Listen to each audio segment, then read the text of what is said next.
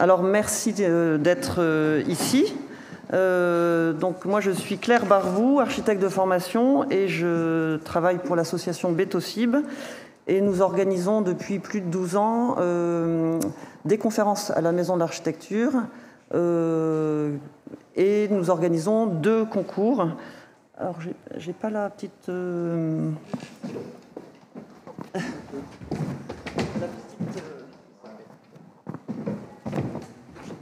ça fonctionne. Voilà. Donc 2 concours, un concours pour les étudiants en école d'architecture pour valoriser leur diplôme de fin d'études et valoriser les performances constructives du béton et ses aspects environnementaux. Un concours pour les professionnels qui est une distinction biennale pour mettre en lumière des réalisations remarquables et montrer aussi la recherche et les performances du matériau. Donc vous pouvez vous inscrire si vous êtes étudiant au Trophée Béton École jusqu'au 31 octobre et au Trophée Pro à partir du 5 octobre cette année. Donc ce soir, nous avons organisé une table ronde. En général, on organise plutôt des conférences d'architecture avec tous les intervenants d'un projet. Aujourd'hui, on a un petit peu renversé les choses. On voulait plutôt parler de la recherche, des nouvelles techniques, des innovations, des nouvelles compositions des ciments, des bétons bas carbone, de l'éco-conception, de l'économie circulaire pour une architecture durable face aux grands enjeux environnementaux. Donc merci beaucoup d'être ici. Merci en particulier à tous nos intervenants. Jean-Philippe Bigas, docteur ès sciences génie civil, directeur technique de Chryso GCP, Saint-Gobain. Olivier Hay, maître d'ouvrage, directeur délégué Sogelim Dixence Holding, qui est aussi architecte. Stéphane Herbin, également architecte et directeur du pôle bâtiment chez Simbéton. Laurent Isoré, docteur en géologie et cristallochimie, directeur délégué des produits, applications et recherche chez France Ciment. Labid Arfouche, architecte, agence Martin Duplantier.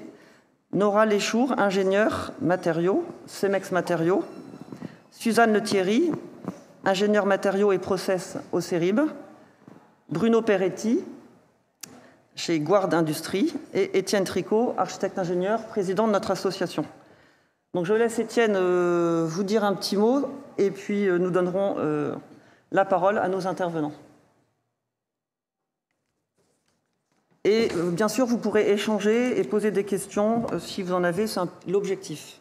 Et même entre vous, si vous voulez échanger, c'est l'idée. Merci Claire. Bonsoir à tous. Oui, peut-être deux mots sur Betocib pour introduire cette conférence sur le béton et peut-être 2 mots sur le béton pour introduire Betocib. Le béton, il y a peu de matière qui soit à ce point associée au formidable développement socio-économique, je dirais, de la deuxième moitié du XXe siècle. C'est un matériau qui a été très innovant de la fin du XIXe, qui n'a cessé de se transformer, de se développer, de s'améliorer depuis, et qui a soutenu le développement des infrastructures, des villes, de manière assez extraordinaire. Mais caractéristique aussi, on le sait, de tous les effets secondaires ou les side effects, comme disent les anglo-saxons, négatifs qu'il y a pu y avoir, synonyme de développement débridé, peu qualitatif, synonyme d'artificialisation des sols, synonyme d'empreinte environnementale, voilà, on connaît tout ça. Et donc aujourd'hui, qu'est-ce à dire? Est-ce qu'il faut tout arrêter?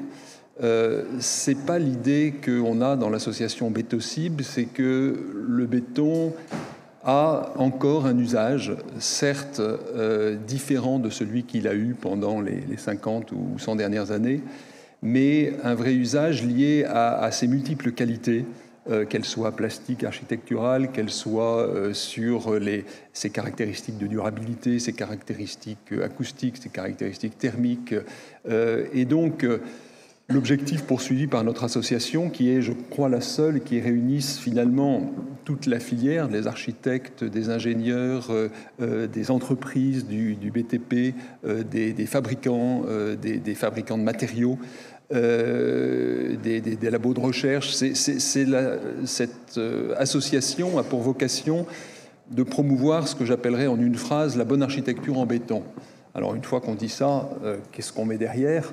D'abord, c'est, comme je le disais, une architecture qui s'appuie sur toutes ces qualités intrinsèques du béton, tout en essayant d'optimiser les side effects négatifs, et notamment environnementaux, en travaillant sur un bon usage, le bon béton au bon endroit, en travaillant sur une économie de matière, en travaillant sur des mixités structurelles avec d'autres matériaux, et en travaillant enfin, et c'est l'objet de la réunion et des exposés que vous allez avoir ce soir, sur le matériau lui-même et la manière dont il se réinvente, il se transforme, il devient de plus en plus efficace et en même temps de plus en plus respectueux de l'environnement par une empreinte carbone qui diminue, par des ressources rares dont on cherche à diminuer les emprunts et l'utilisation.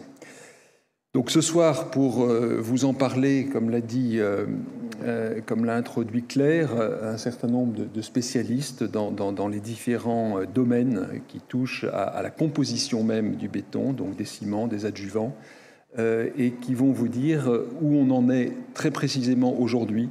Et je crois que c'est important qu'on partage ces informations parce que le béton, vu sa prééminence dans le domaine du bâtiment et de l'environnement, est à la fois le lieu de toutes les admirations et en même temps de tous les fantasmes. Et donc c'est très bien que factuellement on sache où on en est avec à la fois les limites et les progrès extraordinaires qu'il est en train de faire.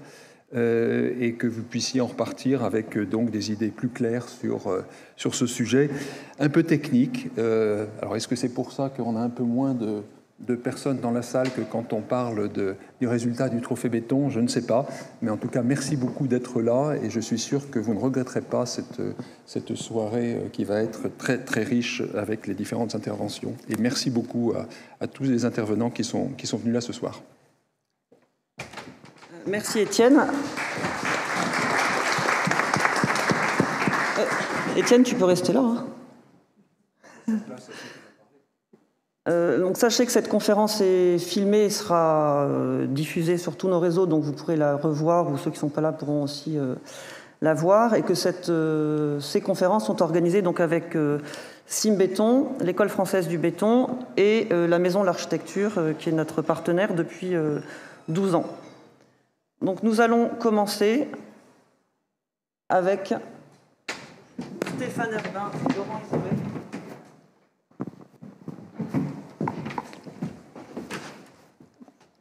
Bonsoir.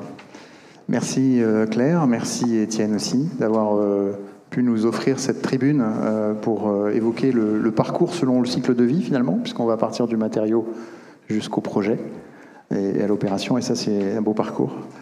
Donc on va commencer rapidement par l'état de la recherche sur les ciments et les bétons bas carbone.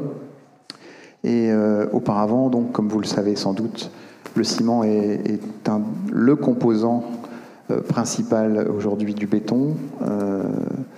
Quand on parle aujourd'hui de transition écologique, quand on parle de notre avenir en 2050, le ciment évidemment est l'un des matériaux et l'une des activités les plus concernées, les plus visés aussi par les défis qui sont face à nous tous. Et aujourd'hui, l'ensemble de l'industrie a écrit une feuille de route, d'abord en 2021, puis revisitée là, tout récemment, pour accélérer la décarbonation de cette activité liée au ciment. L'objectif de cette feuille de route, pour 2030, c'est 50% d'émissions de CO2 en moins par rapport à une situation connue de 2015 qui sert de référence aujourd'hui dans la plupart des études qui sont même la stratégie nationale bas carbone. Cette diminution par 2 des émissions, elle va s'activer grâce aux leviers traditionnels, ceux qu'on a déjà incrémentés dans un certain nombre d'installations, mais aussi au développement du captage du CO2 directement à la cheminée. La trajectoire des émissions de CO2 depuis 1990 correspond au graphique que vous avez à l'écran. Et on voit qu'il y a eu déjà pas mal d'efforts de fait. On n'est pas tout à fait à la division par deux, mais pas loin. On est sur un bon chemin. Et l'enjeu pour nous en 2030, puis en 2050, c'est d'arriver à frôler des réductions de l'ordre de 90% à peu près pour 2050. Cette feuille de route est basée sur un scénario réaliste. Plusieurs scénarios évidemment ont été dressés. Et parmi ces scénarios, le premier, ça a été la sobriété. La sobriété de l'usage de ciment et de béton dans les constructions, qu'il y aura des évolutions constructives, une plus forte mixité des produits et des matériaux dans les compositions des parties d'ouvrage, une moindre consommation de ciment, avec une forme de frugalité dans la construction. Et tout ça va conduire à une baisse de la demande qu'on estime aujourd'hui à peu près de l'ordre de 22% en 2050 par rapport à celle de 2021. Le deuxième point, ça va être la réindustrialisation et le renforcement de nos équipements. Ça va être une baisse de clinker et de ciment qui sont directement importés de plusieurs pays qui font le tour de l'Europe, mais aussi parfois au-delà de la Méditerranée. Et à l'inverse, avec des ciments plus performants, des augmentations d'exportation. La projection sur la consommation de ciment telle qu'on la voit aujourd'hui devrait effectivement s'adoucir petit à petit jusqu'en 2050. On correspond bien à notre réduction de 22%. Mais néanmoins, on veut un taux de couverture qui soit efficace et qui corresponde à une consommation ajustée en fonction des besoins, des parties d'ouvrage, et que ce soit pour des bâtiments ou pour des ouvrages de construction, d'urbanisme et d'installation plus complètes avec du génie civil. Tous les leviers de réduction seront mobilisés. Les principales hypothèses aujourd'hui, ce qu'on appelle les leviers traditionnels, c'est la substitution des combustibles fossiles, qui sera portée à 80%, avec l'utilisation de déchets aujourd'hui non cyclables en 2030. On est à 44% en 2021, donc c'est vraiment un bond assez significatif par une meilleure captation de ces déchets et une meilleure exploitation. La réduction de la teneur en clinker des ciments, alors ça c'est des choses qui sont déjà engagées, je pense que Laurent vous expliquera ça très bien. Et l'idée, c'est de porter cela de 75% de cette teneur en 2021 jusqu'à 62% en 2050 sur l'ensemble de la gamme des ciments qui sont mis à disposition. Le troisième point, c'est la réduction des émissions de 27% par tonne de ciment dès 2030. Grâce à ces leviers qui sont donc hors captage, des leviers traditionnels de fabrication liés à l'émission, à la composition, à la récupération de chaleur. Ces moins 27% deviendront moins 33% à l'horizon 2050. En plus de ces trois leviers que vous voyez, donc on a la situation de départ sur le graphique, le volume qui va venir un petit peu en baisse, les trois premiers leviers que l'on a évoqués ensemble, qui correspondent à ces moins 27%, et puis le quatrième levier, qui sera le captage du CO2, première étape d'un parcours qui devrait apporter dès 2030 un abaissement de 23% des émissions de CO2, soit un total de moins 50%, celui que je vous indiquais au départ, l'objectif 2030. Le captage du CO2 à la cheminée est une nécessité. L'enjeu, c'est de s'attaquer aux émissions fatales. Aujourd'hui, ce n'est pas la consommation d'énergie qui est la plus émettrice, c'est la transformation de la fabrication du clinker. C'est tout ce qui va être généré lors de la fabrication du clinker.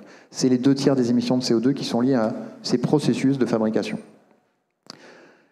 Et parmi ces processus, il y a des émissions de CO2 donc, qui sont générées directement à la cimenterie. Et c'est là qu'il nous faut capter ces émissions de carbone.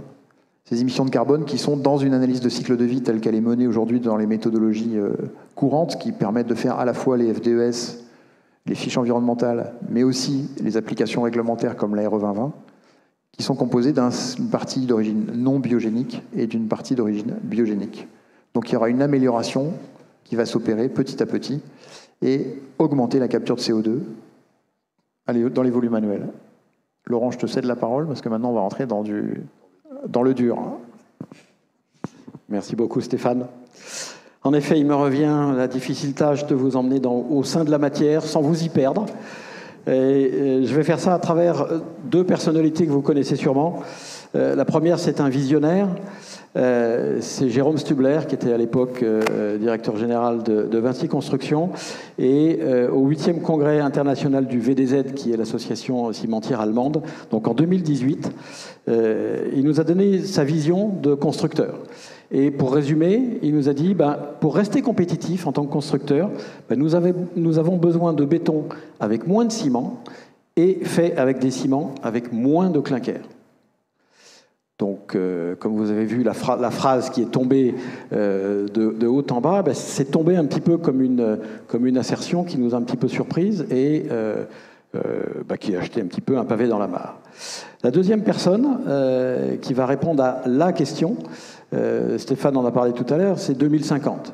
Et la question, c'est pourquoi 2050 ? Alors la réponse, elle est donnée par une urgence climatique, mais pourquoi pas avant 2050 ? Alors, vous connaissez tous Jean-Marc Jancovici, et il a donné un graphique que je trouve intéressant, qui est celui-là, qui est donc l'évolution des changements de température depuis 1850, avec des projections jusqu'à 2100. Alors, il y a deux parties dans le graphique. Cette première-là, donc de gauche de 1850 à maintenant, et puis où vous avez une courbe d'évolution des mesures, et la courbe en gras, c'est la moyenne mobile. Donc, c'est une mesure donc moyennée, et on voit très nettement l'augmentation. Et puis, il y a une période que je qualifierais d'un petit peu d'entre-deux, donc entre maintenant et 2050, où vous voyez en courbe de couleur les différents scénarios d'évolution de la température en fonction des différentes hypothèses industrielles d'émissions de CO2. Et donc vous voyez que dans cette période-là, toutes les courbes sont à peu près confondues.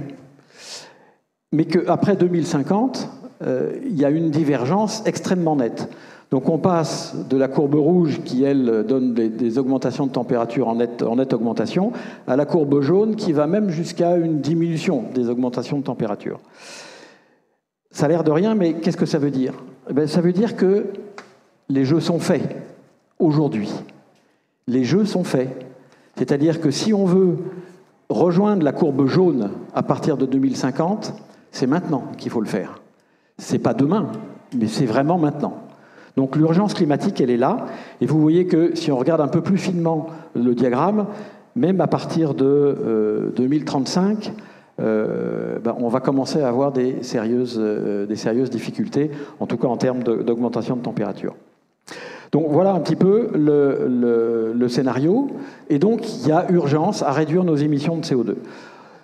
Comme Stéphane l'a rappelé, le ciment est le constituant principal du béton. Et donc on a deux voies de réduction des émissions de CO2. Il y a une voie que j'appellerais la voie de process, le procédé de fabrication, avec les matières et combustibles alternatifs, l'efficacité énergétique, comment faire mieux avec moins de consommation, et puis, in fine, la capture du carbone et sa séquestration. La deuxième voie, c'est la voie que j'appelle la voie produit, c'est-à-dire en travaillant sur le ciment, avec donc le taux de clinker, la réduction du taux de clinker sur les ciments, l'incorporation de nouveaux constituants peut-être plus réactifs, avec éventuellement une synergie entre constituants, j'y reviendrai parce que c'est le cœur de notre action, et puis des évolutions normatives, ça c'est le moyen. Alors, la voie process, énormément de pays, très rapidement, ont fait une feuille de route, une roadmap, une feuille de route pour dire, on va faire comme ci, on va faire comme ça, y compris avec des projets à l'échelle industrielle extrêmement ambitieux de captation de CO2, de réduction, de transformation, etc. C'est très bien, ça représente 90% des économies d'énergie de CO2. La grande faiblesse, c'est que c'est une échelle de temps à moyen, voire long terme. C'est-à-dire qu'aujourd'hui, en clair, les grands principes ne sont pas présents. On y travaille, mais ils ne sont pas présents. Donc le temps de transformer un grand principe en réalité industrielle, c'est 5, 10, peut-être voire 15 ans. Sauf si on a une innovation de rupture absolument imprévue. On peut toujours y croire, mais voilà, ça sera la bonne surprise. La voie produit, donc travailler sur les ciments, c'est essentiellement la voie de la normalisation. Nous avons la norme produit ciment qui s'appelle 197.1.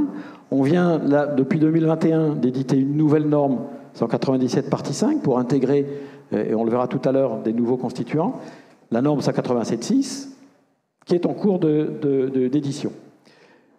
La grande force de cette approche, même si elle ne représente que 10% des économies de CO2, c'est que c'est du court terme. C'est entre 18 et 36 mois. Alors, là, je vous emmène dans les matériaux. La composition des ciments, elle se réduit, pas au sens réductionniste, elle se résume à ce diagramme triangulaire. Le K représente le pôle du clinker, qui, je vous le rappelle, est le principe actif, comme diraient les pharmaciens. Hein, c'est le principe actif. On a besoin de ça pour avoir les résistances et pour pouvoir construire. Essayons de construire avec de la terre. On fait des ouvrages en terre, il n'y a absolument pas de problème, mais on ne fera jamais le pont de l'île de Ré, par exemple. Donc le clinker, qui porte effectivement la majorité des émissions de CO2. Ensuite, vous avez SPQS pour slag laitier de haut fourneau, pouzzolane, argile calcinée, et puis tout en bas à droite, le calcaire, L pour limestone, et puis les fines de béton recyclé. Et donc, dans ce diagramme-là, vous avez deux lignes implicites. La première ligne, c'est celle-ci, à 50% donc de clinker. On va raisonner par rapport au taux de clinker. 50% de clinker. C'est une ligne implicite parce que quand vous avez plus de 50% de clinker, le ciment correspondant peut s'appeler Portland. Clinker de ciment Portland. La deuxième ligne implicite, c'est celle-ci, à 65% de taux de clinker. Eh bien, c'est la limite minimale, c'est la teneur minimale en ciment de la norme actuelle des ciments, la 197 partie 1. Et donc, vous voyez que les évolutions possibles... Alors, voilà. Alors, ensuite, pardon, vous avez tous les ciments classiques, les CEM2AS, les CEM2BS, les CEM3A, B et C, les ciments au calcaire, CEM2A, CEM2B. Et donc, toutes les évolutions possibles vont s'éloigner du pôle clinker. Donc, on va s'éloigner du principe actif.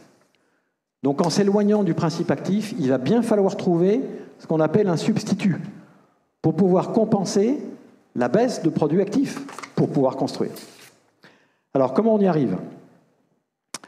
On y arrive avec, je vous ai parlé de la norme 197 partie 5, donc vous voyez que, je vais revenir un petit coup en arrière, on a comblé cet espace entre 65 et 50% de clinker. Mais on a comblé aussi une partie de cet autre espace de composition avec les CEM6, c'est le petit losange qui vient d'apparaître. Maintenant, on a eu une bonne surprise avec un ciment un petit peu particulier et qui doit aussi son caractère particulier à sa situation particulière. C'est la Croix-Rouge qui vient d'apparaître avec son domaine de variation. C'est ce qu'on appelle les ciments LC3, qui combinent des argiles calcinées avec du calcaire. Ces ciments sont extrêmement performants, aussi bien en termes de résistance mécanique, parce que le 50 explique qu'il n'y a que 50% de clinker, et malgré ça, on arrive à obtenir des résistances égales, voire supérieures, à un ciment à 100% de clinker. Donc on a là un indice extrêmement intéressant que l'on a repris pour pouvoir compenser la baisse du principe actif. Et comme vous le constatez sur le diagramme, la Croix-Rouge, elle est située au point triple entre les CEM2CM, les CEM6 et les CEM rien pour l'instant. Donc on a été obligé de le déplacer pour des questions de normalisation et de certification pour pouvoir suivre correctement ce produit, et c'est le petit losange jaune que j'ai mis là. Donc à partir de là, eh bien, on en a dérivé un certain concept, et évidemment, on va continuer l'évolution de ces ciments avec le diagramme qui vient d'apparaître ici, voilà, en pointillé, et puis éventuellement celui-ci, un domaine de composition. Donc vous voyez qu'on suit bien la logique de la flèche, on s'éloigne du pôle clinker pour redéfinir des ciments à plus basse empreinte environnementale, parce que moins de clinker, donc moins d'émissivité de CO2. Et quel est le principe actif ? Alors évidemment, on va travailler aussi sur les calcaires, mais le principe actif qui vient du LC3, ce sont les interactions coopératives entre constituants autres que le clinker. Donc dans le cas du LC3, on a des argiles calcinées et du calcaire. On a repris ce principe et nous avons démontré déjà que la coopération entre le calcaire qui est le matériau bas carbone par essence, puisqu'il a été formé au fond des océans, et donc il est maintenant disponible, et c'est lui qui a séquestré le CO2. En fait, pourquoi on a la formation du calcaire au fond des océans? Simplement parce que l'océan capte le CO2 atmosphérique, qui va se combiner avec du calcium qui est déjà en solution dans l'eau, et tout ça, ça précipite au fond de la casserole que constituent les océans. Et donc, par le jeu des forces tectoniques géologiques, eh bien, ces calcaires sont maintenant émergés et on peut les exploiter. Donc c'est par définition le ciment bas carbone, le matériau bas carbone, où le carbone est déjà séquestré de manière extrêmement durable. On connaît des calcaires qui ont plusieurs milliards d'années.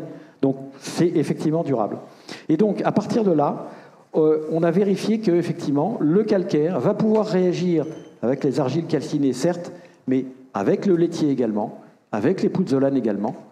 Et donc, on a là une notion importante qui est les interactions coopératives entre constituants, ceci et ceci. Et c'est ça qu'on est en train de développer aujourd'hui avec les SEM2CM, les SEM6, les futurs SEM7 éventuellement, parce que c'est la seule voie pour compenser la baisse de clinker et assurer ce qu'il faut en termes de durabilité. Alors évidemment, vous imaginez bien que c'est la course. C'est la course entre deux protagonistes. Alors, est-ce qu'il s'agit de Monsieur Norme qui court après Madame Produit, Madame Simon, ou est-ce que c'est Monsieur Produit qui court après Madame Norme? En fait, c'est un petit peu les deux. Effectivement, pour construire, on a besoin de la norme, et pour faire une norme, on a besoin de produits.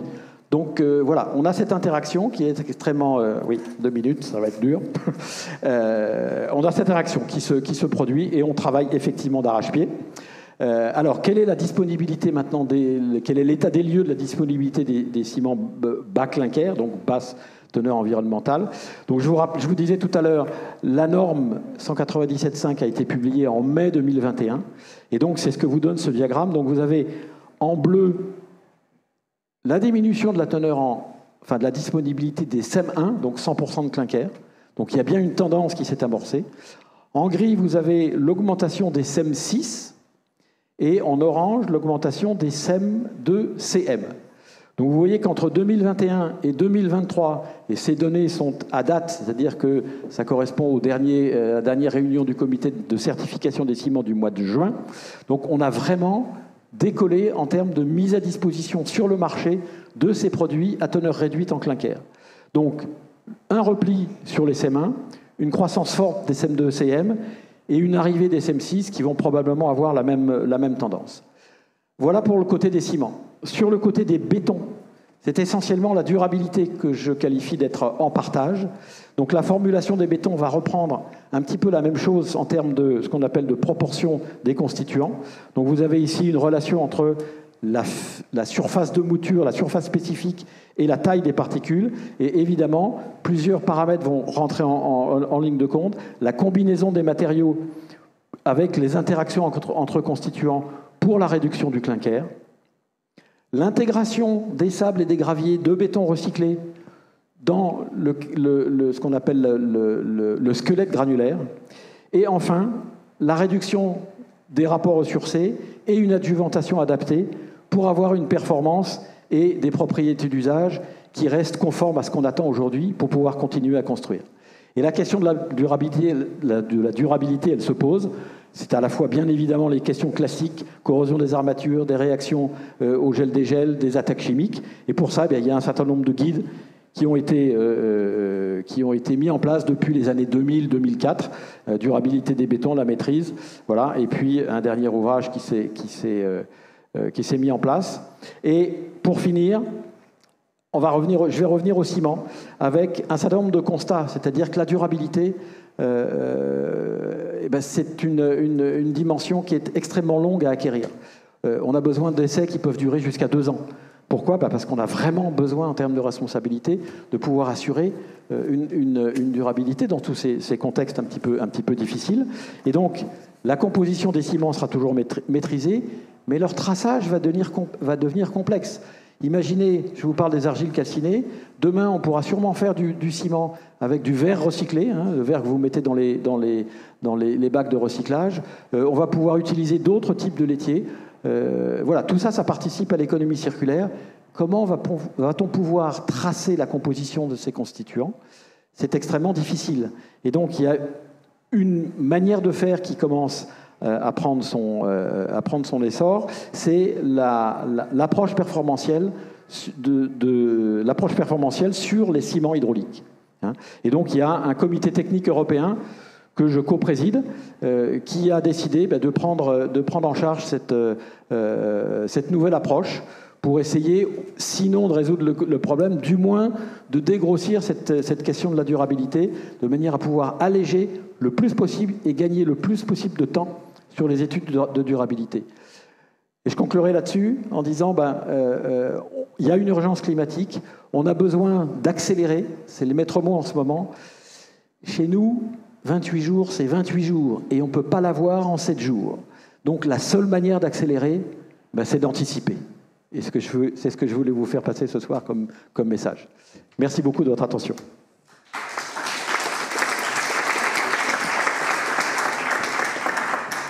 Donc merci beaucoup à Stéphane et Laurent. Vous avez les contacts si jamais vous voulez avoir plus d'informations, parce que c'est vrai que c'est un peu tellement de choses à dire. Donc maintenant c'est Nora qui va prendre la parole.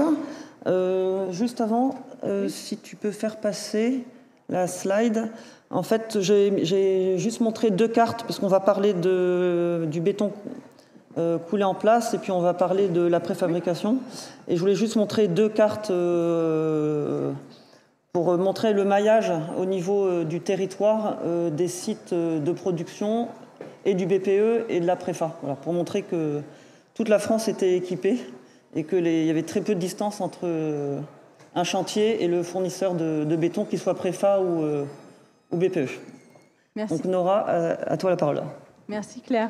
En effet, oui, sur la carte, on voit au niveau national que oui, il y a des centrales à béton un peu partout, et pareil pour la préfa. Claire, tu as dit ça surtout parce qu'en fait, je fais partie de CEMEX Île-de-France, donc le schéma que je connais le mieux, c'est CEMEX Île-de-France. Donc voilà.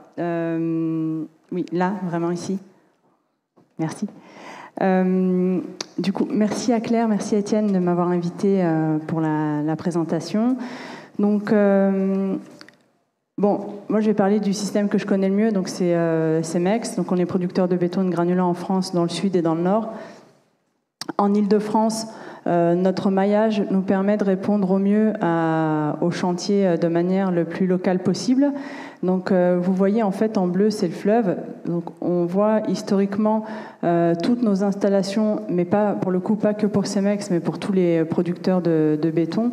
On est tous en bord de fleuve parce qu'historiquement on se fait approvisionner nos centrales par voie fluviale pour des raisons économiques au départ, et puis aujourd'hui pour des raisons écologiques. Ça arrange bien tout le monde.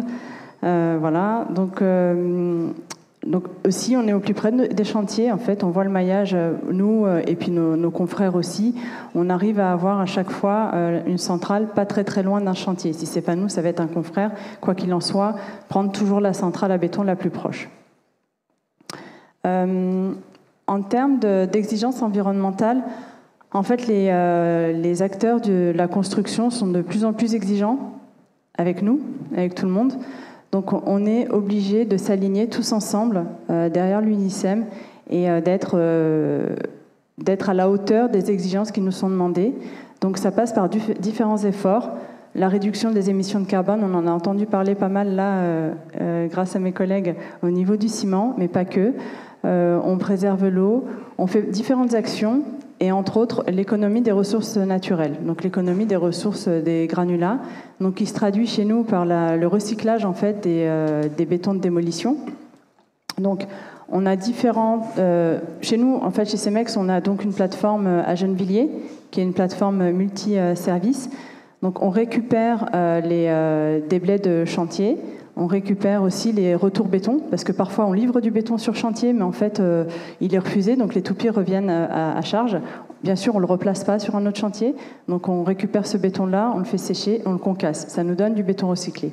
Donc ce béton recyclé qui n'a pas été en contact avec la construction, qui n'a eu aucune vie si ce n'est de faire le trajet aller-retour sur chantier, eh bien il est propre, il est de type 1, et on peut en mettre une certaine quantité, suivant la norme N206, Oui, je vais parler de normes moi aussi. Donc la norme EN 206 qui est la norme béton, qui est notre Bible et qui nous permet en fait de cadrer nos formulations béton.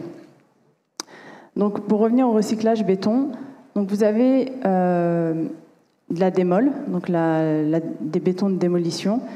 Ils arrivent sur notre plateforme, ils sont triés, ils sont traités, ils sont concassés. On récupère en fait une fraction de granulat et on réintègre dans le béton à un certain pourcentage. C'est pareil, on ne peut pas en mettre 100% pour un béton structurel. C'est pour l'instant pas possible parce que la norme N206, tout à l'heure vous disiez Madame Norme, mais c'est exactement ça. Madame Norme, en fait, elle n'est pas hyper simple, donc du coup elle est un petit peu lente et on arrive d'année en année à augmenter ce pourcentage de granulats recyclés dans les bétons, mais ça reste encore trop insuffisant à notre sens. Malgré tout, la quantité qu'on peut intégrer aujourd'hui nous permet de réduire l'impact carbone lié au transport. Pas lié pour la formulation en tant que telle, mais lié au transport du granulat, parce que pour l'instant, dans Paris, on n'a pas de carrière, on n'a plus de carrière granulat. Les carrières sont excentrées de la région parisienne, donc c'est pas mal de kilomètres. Et donc du coup, quand on a quelques granulats recyclés qui sont dans la ville, c'est d'autant de kilos de CO2 d'économiser. Donc la logistique fluviale, tout à l'heure j'en parlais, ça permet effectivement de transporter les matières premières, de transporter les déblais. Donc quand on se fait livrer des matières premières par voie fluviale, cette barge va arriver à quai, on va décharger nos matières premières et on va recharger avec soit des déblais de chantier qui ne sont pas réutilisables en tant que granulats recyclés parce que trop pollués ou quoi, ou alors les feuilles mortes. En automne et en hiver, on renvoie les feuilles mortes par voie fluviale, ou alors les encombrants. C'est autant de camions en fait d'économiser sur nos routes. Donc c'est plutôt pas mal. Donc là, je parlais du recyclage. Demain, on a parlé beaucoup de neutralité carbone. Effectivement, c'est l'objectif. On doit rentrer dans une neutralité carbone. Pas évident avec nos matériaux, avec notre métier. On y travaille tous à notre niveau, donc l'industrie du ciment, l'industrie du granulat, l'industrie du béton. Donc chez Cemex, on a une gamme de béton bas carbone. Il faut savoir qu'un béton bas carbone, là je vais rentrer du coup dans le détail du béton. Un béton classique, j'ai entendu tout à l'heure, je ne sais plus qui, dire le bon produit au bon endroit, donc le bon béton au bon endroit, c'est exactement ça. Un béton, ça ne veut rien dire. Je veux du béton pour mon projet, ça ne veut rien dire. Il faut une classe d'exposition, une classe de résistance. C'est vous qui nous donnez le cahier des charges aux bétonniers pour dire quel béton on va mettre et où on va le mettre. De là, on formule. Une fois qu'on a la formulation de ce béton, si en plus vous avez une exigence bas carbone, à ce moment-là, on va travailler sur cette formulation-là. Donc déjà, prendre les matériaux les plus locaux possibles. Et ensuite, travailler sur la formulation des ciments. En fait, c'est un travail global. Donc à chaque formule, on peut avoir un béton bas carbone associé, travailler sur la formulation et travailler sur tout, en fait. C'est un ensemble, donc sur toute la chaîne. Le mode d'approvisionnement, enfin, c'est un tout, en fait. Voilà. Donc là, je parle rapidement de la gamme de béton bas carbone. C'est un exemple, ça illustre ce que je viens de dire. Donc, en fonction de la classe d'exposition et de la classe de résistance, on va avoir un bilan carbone qui sera moindre par rapport à un béton classique. Ce qu'il faut savoir aussi sur le béton bas carbone, souvent je l'entends sur chantier. Un béton bas carbone, forcément, on ne pourra pas décoffrer à jeune âge. Je ne sais pas si vous l'avez déjà entendu. En tout cas, maintenant, ça commence à se savoir. Donc effectivement, ça dépend du liant qu'on va mettre derrière. Et ça dépend de la température. Donc à 20 degrés, là, on a pris un exemple de voile de 18-20 cm d'épaisseur en C25 XF1 classique. À 20 degrés, on n'a quasiment pas de problème pour tous à décoffrer à 24 heures. Donc ça, il n'y a pas de souci. Et plus on va réduire la température, et plus on va être dans le rouge, en fait, pour les bétons à réduction de carbone. Donc ça, il faut le tenir en compte dans votre rédaction de cahier des charges. Parce que si on coule un béton très bas carbone en hiver, on ne saura pas le décoffrer à très jeune âge, en fait. On ne saura pas le décoffrer à 16 heures, même en l'accélérant. Pourquoi ? Parce que tout à l'heure, on parlait de clinker. Le clinker, c'est le principe actif du ciment. Moins il y en a dans le ciment, et moins on peut l'activer avec des accélérateurs ou quoi. Pour l'instant, tout à l'heure, peut-être qu'on parlera d'adjuvantation bas carbone, mais en tout cas, pour l'instant, on ne sait pas faire. Donc, du coup, par contre, on sait faire du béton bas carbone.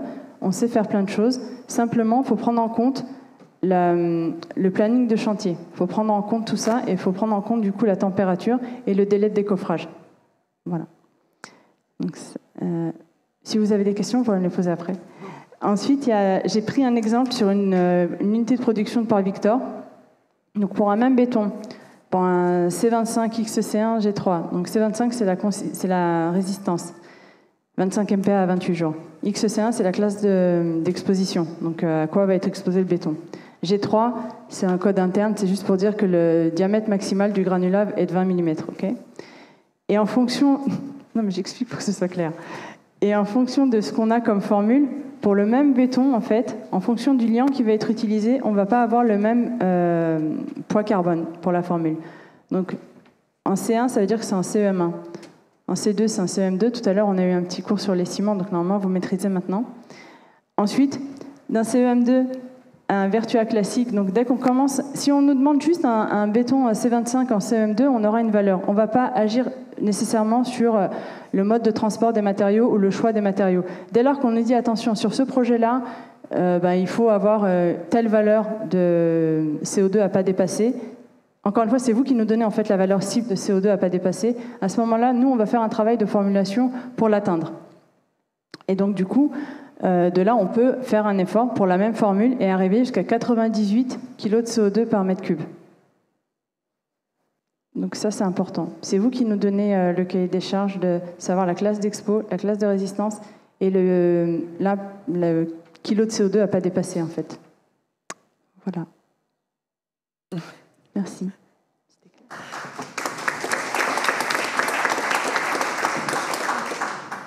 Merci beaucoup, Nora. Et maintenant, nous accueillons Suzanne Lethierry pour les bétons préfabriqués. Bonsoir, donc Suzanne Lethierry, je suis ingénieure matériaux et process au CERIB. Le CERIB, c'est le centre technique de l'industrie du béton. Donc l'industrie du béton, en fait, ça regroupe toutes les entreprises qui produisent des produits en béton en usine, donc du béton préfabriqué. Et donc le CERIB est le centre technique de cette industrie, ce qui représente 461 entreprises réparties sur plus de 700 sites de production sur l'ensemble de la France, donc avec ici un maillage assez serré de l'ensemble de la France.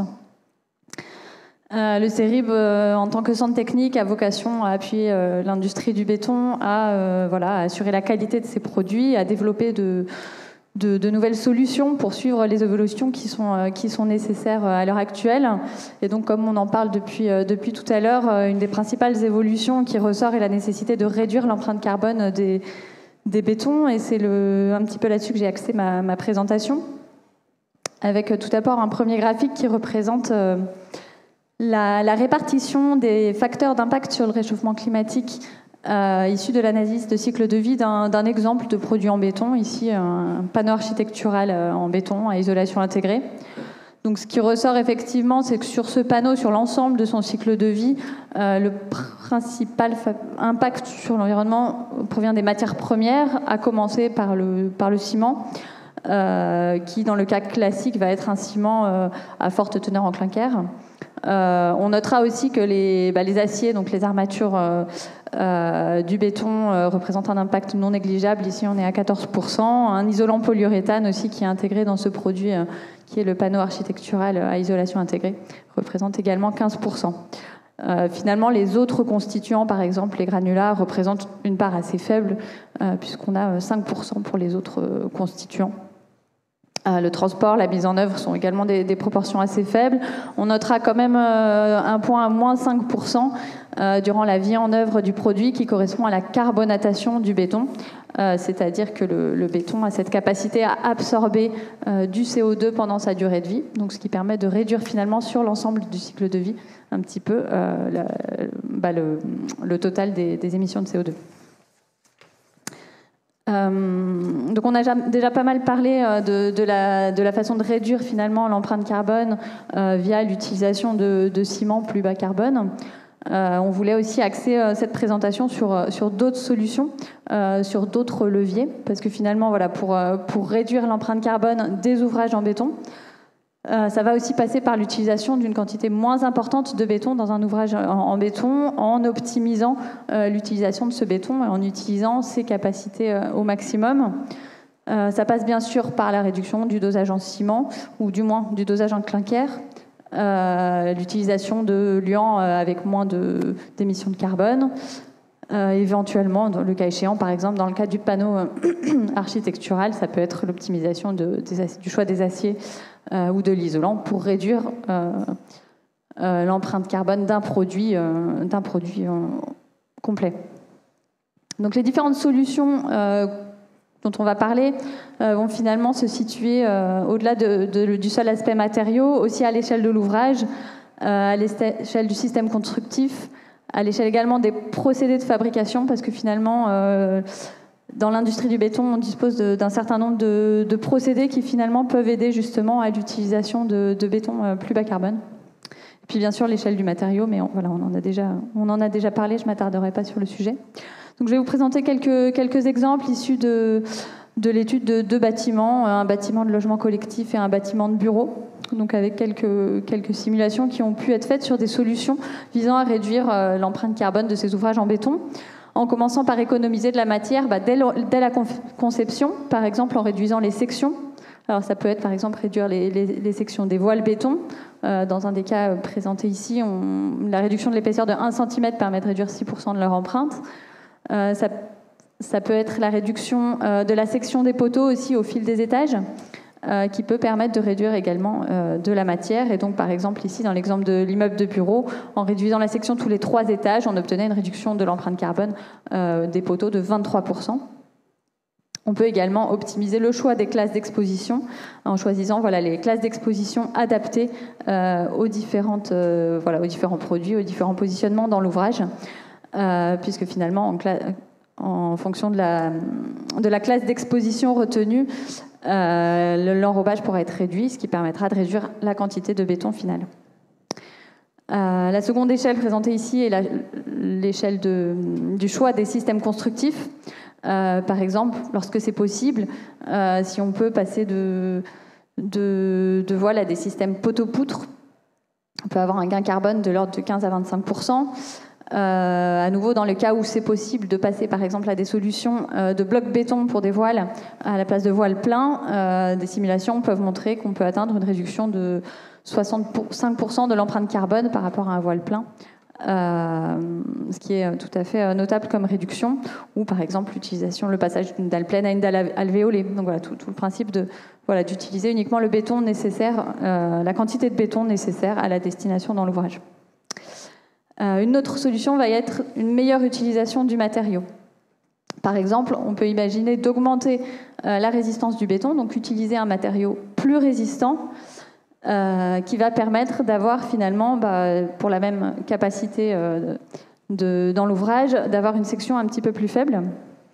Et finalement, même si notre béton lui-même, en tant que matériau, aura une empreinte carbone au mètre cube qui va être plus élevé, puisqu'on va avoir un béton plus résistant, on aura forcément plus de clinker dans le béton. Finalement, on pourra en mettre moins. Et dans certains cas, en fonction des situations, on peut atteindre, par exemple ici dans l'exemple donné, une réduction de carbone sur des poteaux de 20%. On peut travailler aussi sur la réduction des enrobages. Effectivement, les eurocodes permettent de réduire les épaisseurs d'enrobage des armatures lorsqu'on utilise un béton plus résistant. Ça, c'est des choses qui sont déjà possibles dans les normes. Je parlais également des process. On parlera notamment du traitement thermique, qui est un levier particulièrement puissant dans l'industrie du béton pour l'utilisation de béton à plus faible empreinte carbone. Nora le disait justement précédemment, les liants bas carbone avec un taux de clinker plus faible sont souvent moins réactifs au jeune âge. Et effectivement, en usine, c'est un problème parce qu'on a besoin de démouler pour tenir les cadences de démoulage et les cadences de production. Donc ça pose problème d'avoir des liants plus lents dans les usines. Mais finalement, ces liants sont plus sensibles, les liants bas carbone sont plus sensibles à la température finalement que le clinker.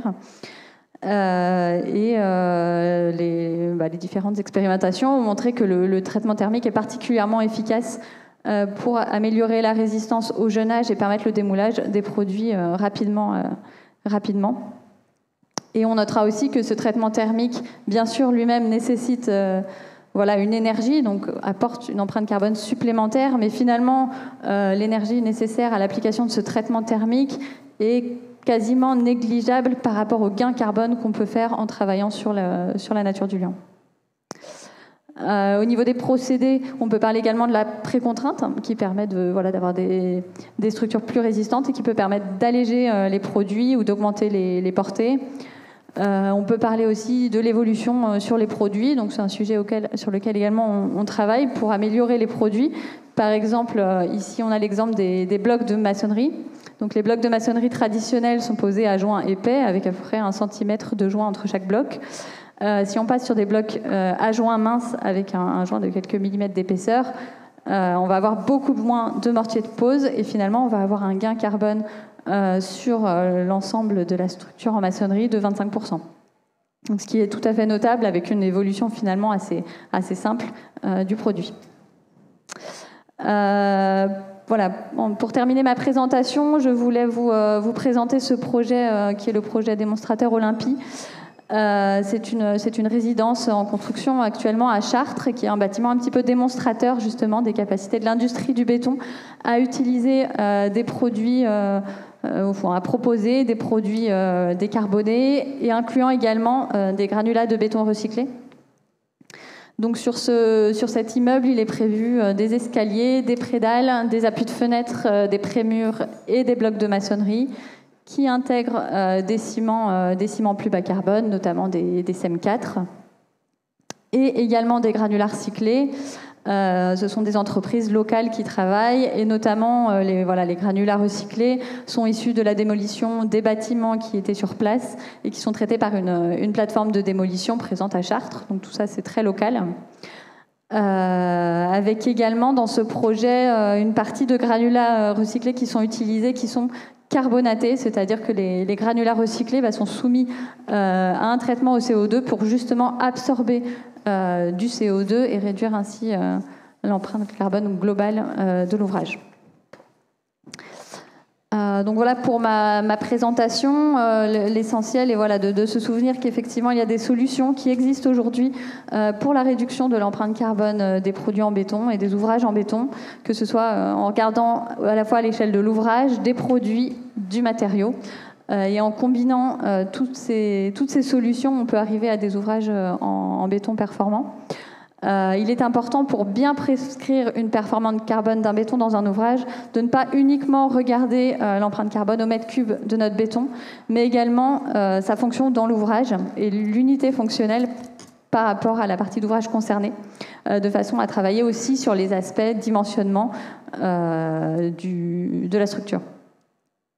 Et on voulait souligner également que les process propres à la préfabrication, comme le traitement thermique, également la vibrocompaction, donc j'en ai pas parlé, mais en usine on a également des process qui permettent d'atteindre un compactage du béton particulièrement puissant, qui permet aussi d'optimiser la résistance mécanique des matériaux, donc qui peut permettre d'avoir des bétons plus performants. Et donc toutes ces solutions constituent des opportunités pour la réduction de l'impact carbone des produits en béton. Voilà. Merci Suzanne. Alors c'est vrai que ça fait beaucoup d'informations, mais c'était un peu l'objectif aussi de cette table ronde ou de cette rencontre, c'était de parler de toutes les recherches, du béton, du ciment, et aussi des adjuvants, parce que il y a 95% des bétons dans lesquels on met des adjuvants à peu près. Et ils ont leur fonction, donc Jean-Philippe Bigas va vous en parler. Oui, merci de me donner la parole. Tout d'abord, Claire, merci de l'opportunité qui nous est donnée aux adjuvantiers de se présenter, parce que souvent, je dirais qu'on est un petit peu oublié de ce genre de manifestation, donc ça fait très plaisir d'être présent parmi vous. Moi, je vais essayer de vous présenter qui nous sommes. Effectivement, tu le disais à l'instant, on adjuvante aujourd'hui 95% des bétons qui sont sur le marché contiennent des adjuvants. Et finalement, notre rôle d'adjuvantier, c'est bien de livrer aux constructeurs, donc aux chantiers, et donc à vous, architectes, des bétons de qualité durable, des qualités de parement, des parements exigés avec des défauts qu'il faut savoir répéter. Voilà. Tout notre métier de chimiste de la construction, il est un petit peu autour de tous ces enjeux de durabilité, de qualité de parement au niveau des bétons. Et évidemment, on s'inscrit dans la trajectoire bas carbone de nos fournisseurs et de nos clients. Alors, comme je vous le disais, les adjuvants, c'est chimie de la construction. Finalement, vous allez voir très rapidement qu'on a des impacts assez forts sur le matériau, puisque on intervient sur la cimenterie pour aider nos collègues cimentiers à broyer le ciment à une certaine finesse, à développer des résistances mécaniques à un âge donné. Donc tout ça s'accompagne par une adjuvantation sur la cimenterie qui permet essentiellement, bon là je ne vais pas lire l'ensemble du slide, mais qui permet d'accompagner cette mutation bas carbone depuis les ciments riches en clinker vers des ciments qui seront de moins en moins riches en clinker.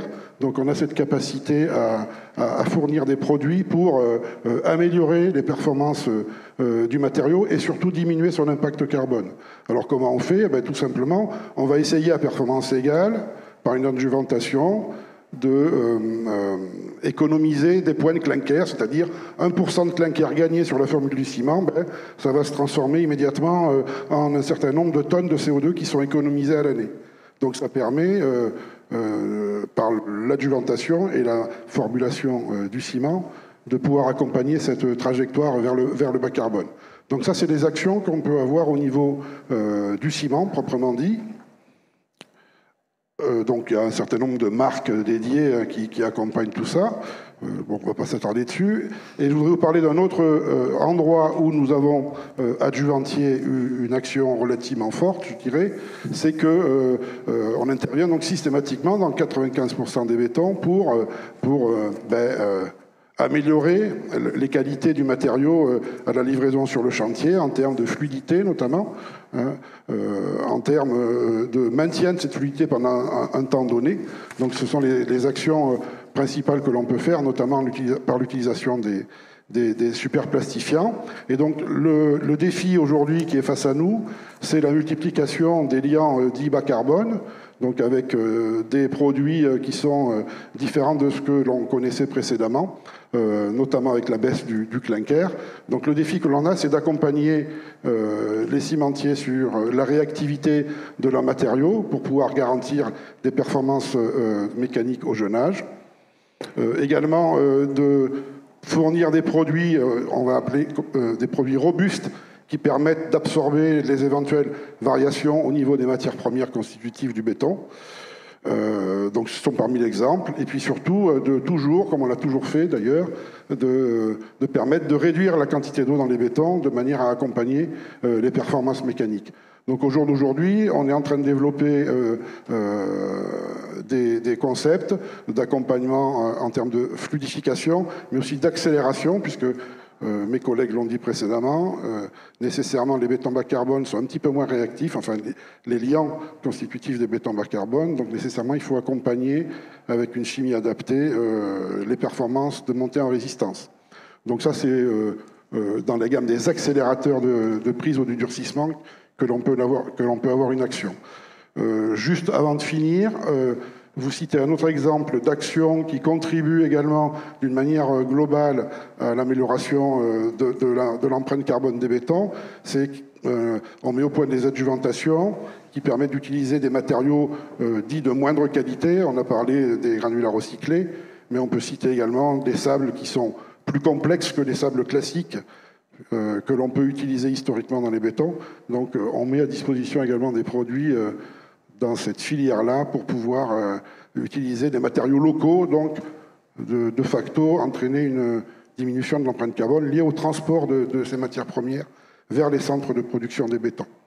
Et je pense que j'ai un dernier slide qui est plus un slide on va dire de conclusion, pour vous dire que pour accompagner nos clients, on met à disposition, donc ça concerne Chryso, mais nos confrères ont également le même genre d'outils, des applications pour calculer directement, là, sur le coin du trottoir, l'empreinte carbone de votre béton, si ça vous chante. On peut faire ça assez rapidement. Et puis également, différents dispositifs. On l'a parlé ici en préfa, des problématiques d'étuvage, par exemple, pour acquérir des résistances mécaniques. On est capable, avec des outils de suivi de température, on appelle ça la maturométrie dans les termes techniques, de challenger, d'accompagner la montée en résistance du béton pour déterminer le moment optimum de décoffrage par rapport à la résistance mécanique visée et de facto de pouvoir économiser du CO2. Si on économise de l'énergie pour limiter l'étuvage ou pour limiter la température d'étuvage, on économisera du CO2.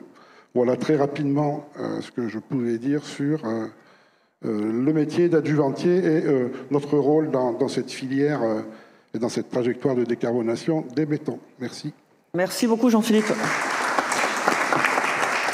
Comme vous le disiez Jean-Philippe, voilà, vous parliez aussi au nom de tous les adjuvantiers. Et pour qu'un béton dure longtemps, c'est important aussi de le protéger. Ce qui n'est pas toujours le choix des architectes. Des architectes préfèrent des bétons sans protection, mais ça existe et ça permet, ça a certaines propriétés que Bruno va nous présenter. Exactement. Bonsoir à tous, donc Bruno Peretti, je représente la société Guard Industrie au niveau Île-de-France. Guard Industrie, donc nous sommes une société spécialisée dans la conception, la fabrication et la commercialisation de solutions pour nettoyer, protéger et colorer le béton.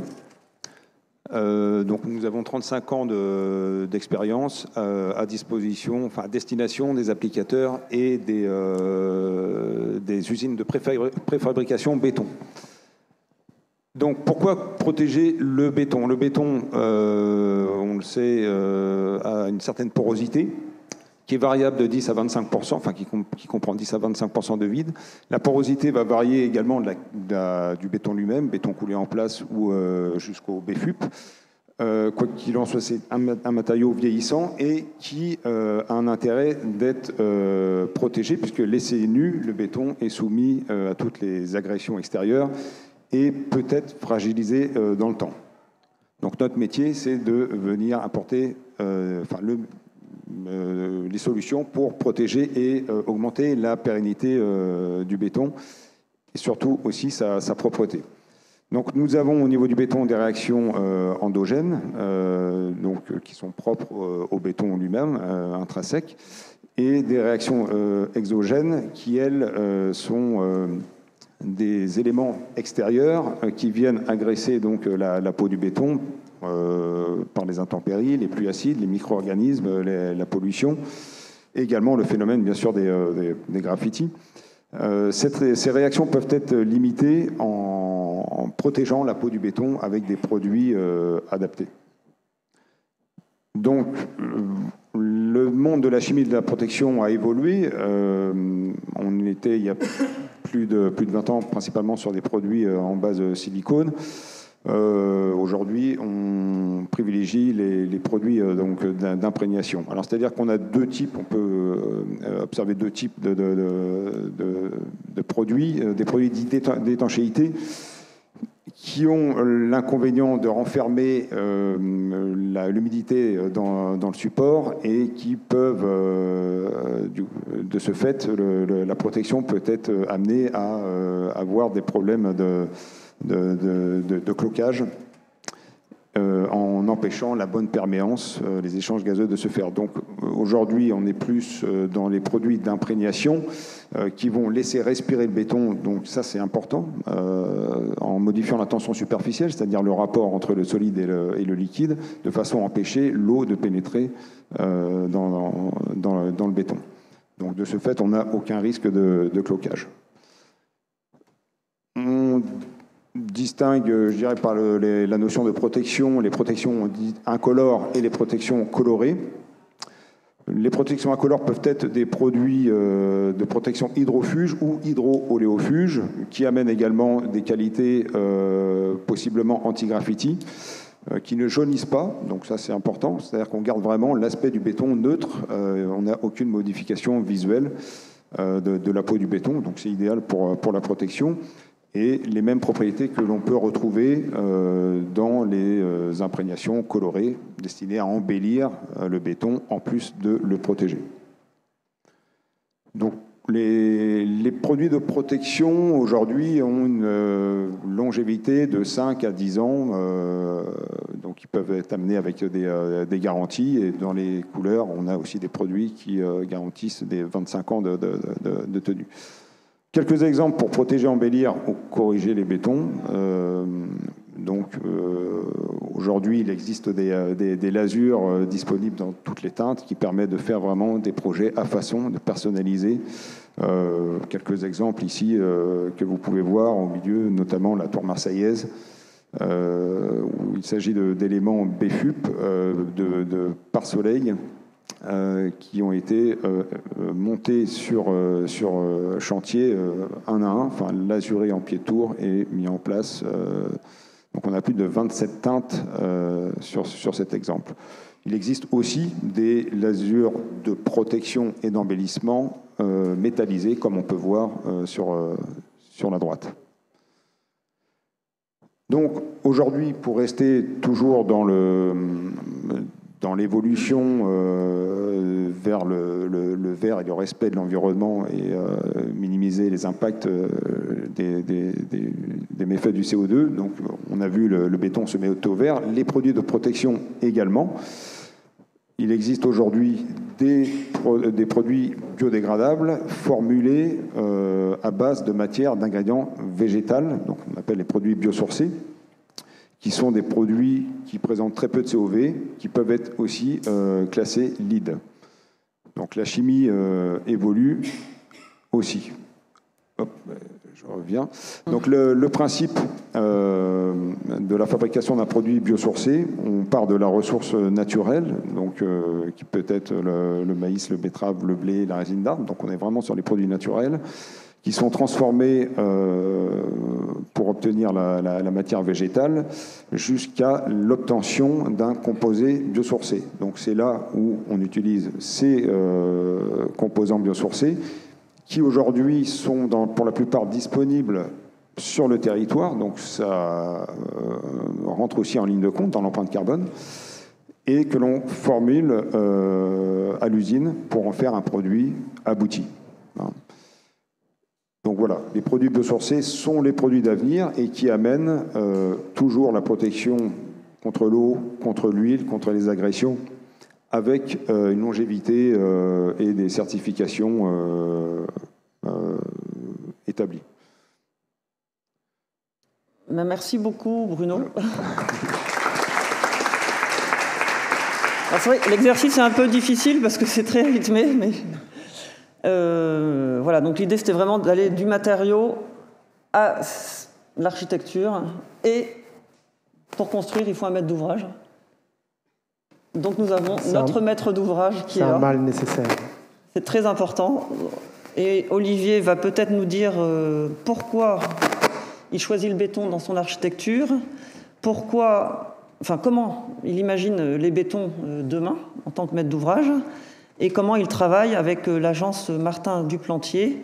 Merci beaucoup à la BID d'être ici pour représenter l'agence de Martin. Bonsoir Claire, merci de me faire participer à cette table ronde. Il y a 10 ans, tu m'avais invité en tant que maître d'ouvrage, et c'était avec Franck Amouten, oui. Donc petite pensée pour lui. Et il y a 40 ans, j'usais mes fonds de culotte en salle dans le grand amphi, puisque j'ai fait le plaisir de faire mes études ici. Comme tu l'as souligné, je suis architecte de formation. Alors j'ai basculé du côté obscur de la force il y a 25 ans maintenant, et je suis très heureux ce job de maître d'ouvrage. On parle du béton. Il m'est arrivé d'intervenir un peu avec des intervenants, des ingénieurs, mais cette fois-ci en construction métallique, parce que on n'est pas, y a pas, c'est le bon matériau au bon endroit. Et je suis intervenu lorsque nous avons livré la maison des avocats qu'on a fait avec Renzo Piano devant le TGI, qui est pour le coup effectivement un squelette en métal appuyé sur une ossature en béton. Tout ça pour dire que nous, on a déjà le fait que je sois architecte me mette dans le dialogue qu'on peut avoir avec les architectes, mais surtout on a des exigences qui sont celles d'être d'abord dans le prix du marché. On n'a pas beaucoup parlé d'argent, je suis désolé, mais c'est un élément de l'équation qui est fondamental. Et également de répondre aux attentes à la fois des aménageurs lorsqu'on s'inscrit dans une ZAC, à la fois des utilisateurs. Nous, on fait beaucoup d'immeubles de bureaux et aujourd'hui, les entreprises sont très désireuses d'intégrer des immeubles qui soient vertueux, sur le plan environnemental, sur le plan de l'usage également. Et j'ai la faiblesse de penser que le béton n'a pas dit son dernier mot, parce qu'il a des caractéristiques notamment d'inertie qui sont, contrairement aux immeubles de bureaux en bois, par exemple, qui n'ont pas cette qualité. Or, dans le confort d'été et le confort d'hiver, je pense que ça rentre en ligne de compte. Et ça serait d'ailleurs intéressant de voir toutes ces constructions, cette fois-ci logements en bois, et de voir, avec les étés qu'on va connaître, quel va être le ressenti par rapport au même immeuble qui aura été construit en béton. Donc, je vais laisser Labid de parler d'un dossier qu'on a regardé ensemble, donc que c'est une opération dont j'attends le permis de construire, qui est à Ivry, qui est un immeuble de bureau de 7000 m², avec des exigences environnementales assez fortes dictées par l'aménageur. Et lorsqu'on a répondu à l'appel d'offres, il fallait s'inscrire dans ce que souhaitait l'aménageur. Il n'y avait pas de matériaux fléchés. L'architecte de ZAC, c'est Archicubique, Carmen Santana. Mais on a considéré que le béton, par les qualités que je viens d'évoquer, notamment celles de l'inertie et des conforts d'été et d'hiver, donc on a réfléchi à un système. Enfin, moi, je reste en retrait. Je ne suis que le maître d'ouvrage. Néanmoins, je suis du bon côté du porte-monnaie, comme j'ai l'habitude de le dire. Mais je ne fais que fixer les ambitions. Et évidemment, je m'intéresse de près à la conception, parce que par prisme déformant de mes études, mais c'est l'architecte qui a la liberté créative. C'est pour ça que le choix de l'architecte pour un d'ouvrage est extrêmement important, parce que c'est une aventure qu'on va vivre entre 4 et 5 ans, donc on a intérêt à ne pas se tromper au départ. Donc c'est un choix. Martin, c'est la deuxième opération que je lui confie. J'étais sous une autre étiquette avant. Donc on a plaisir à travailler ensemble et avec ses équipes. Donc je crois que j'en ai dit suffisamment. Donc je vais laisser la parole à l'architecte. Merci. Donc je vais parler de 2 opérations. La première, c'est qui vient d'être évoquée à Ivry. C'est un immeuble de bureau dans la ZAC du quartier de la Gare. C'est le lot 11 qui développe 4 bâtiments. Donc nous, on fait le 11A, qui est l'immeuble de bureau. Les 2 autres sont du logement. Donc voilà le plan de l'îlot en est en haut. C'est un immeuble de bureau donc, qui se développe sur 8 et 7 étages, qui répond aux exigences de la ZAC, comme tu viens de le dire, du point de vue environnemental notamment. Il y avait des ambitions il y avait une forte ambition sur l'agriculture dans la ville, donc un développement de cette agriculture au pied des bâtiments, mais aussi en étage. Je vais direct aller droit au but. L'autre ambition, c'était d'avoir effectivement des bureaux avec éclairage naturel, 0 second jour, donc des bâtiments assez étroit. On est plutôt sur 16 mètres d'épaisseur qui nous permettent d'avoir de la lumière naturelle dans toutes les zones. Donc le volume se développe avec ces 2 ailes, séparées par un espace de desserte polyvalent dans lequel il y a les circulations verticales des ascenseurs et des escaliers et qui relie donc ces deux plateaux. Assez rapidement, s'est imposé le choix structurel parce qu'il y avait des ambitions par rapport à le fait que les plateaux peuvent être aménagés et évoluer. Donc un exosquelette en béton, donc poteau-poutre, et des planchers qui devaient accueillir aussi, pour répondre à une exigence de confort, la thermique et chaud et froid. Donc je passe rapidement les couples, les documents graphiques. Voilà, donc un immeuble de bureau où on voit l'exosquelette, la structure, c'est un choix que nous on porte de montrer la structure, comment le bâtiment tient. Voilà quelques slides. La particularité, c'est qu'on est dans un secteur assez dense d'habitat, un choix volontaire d'avoir pas un immeuble entièrement vitré, mais plutôt des allèges pleines. Le premier choix, la première solution qu'on avait envisagée pour libérer un maximum l'espace et permettre cette évolution, c'est plutôt des planchers caissons, un procédé qui est connu, hein, du tout neuf. Donc on a étudié avec notre bureau d'études que je cite, parce que c'est un partenariat qu'on mène en général très rapidement, d'essayer de...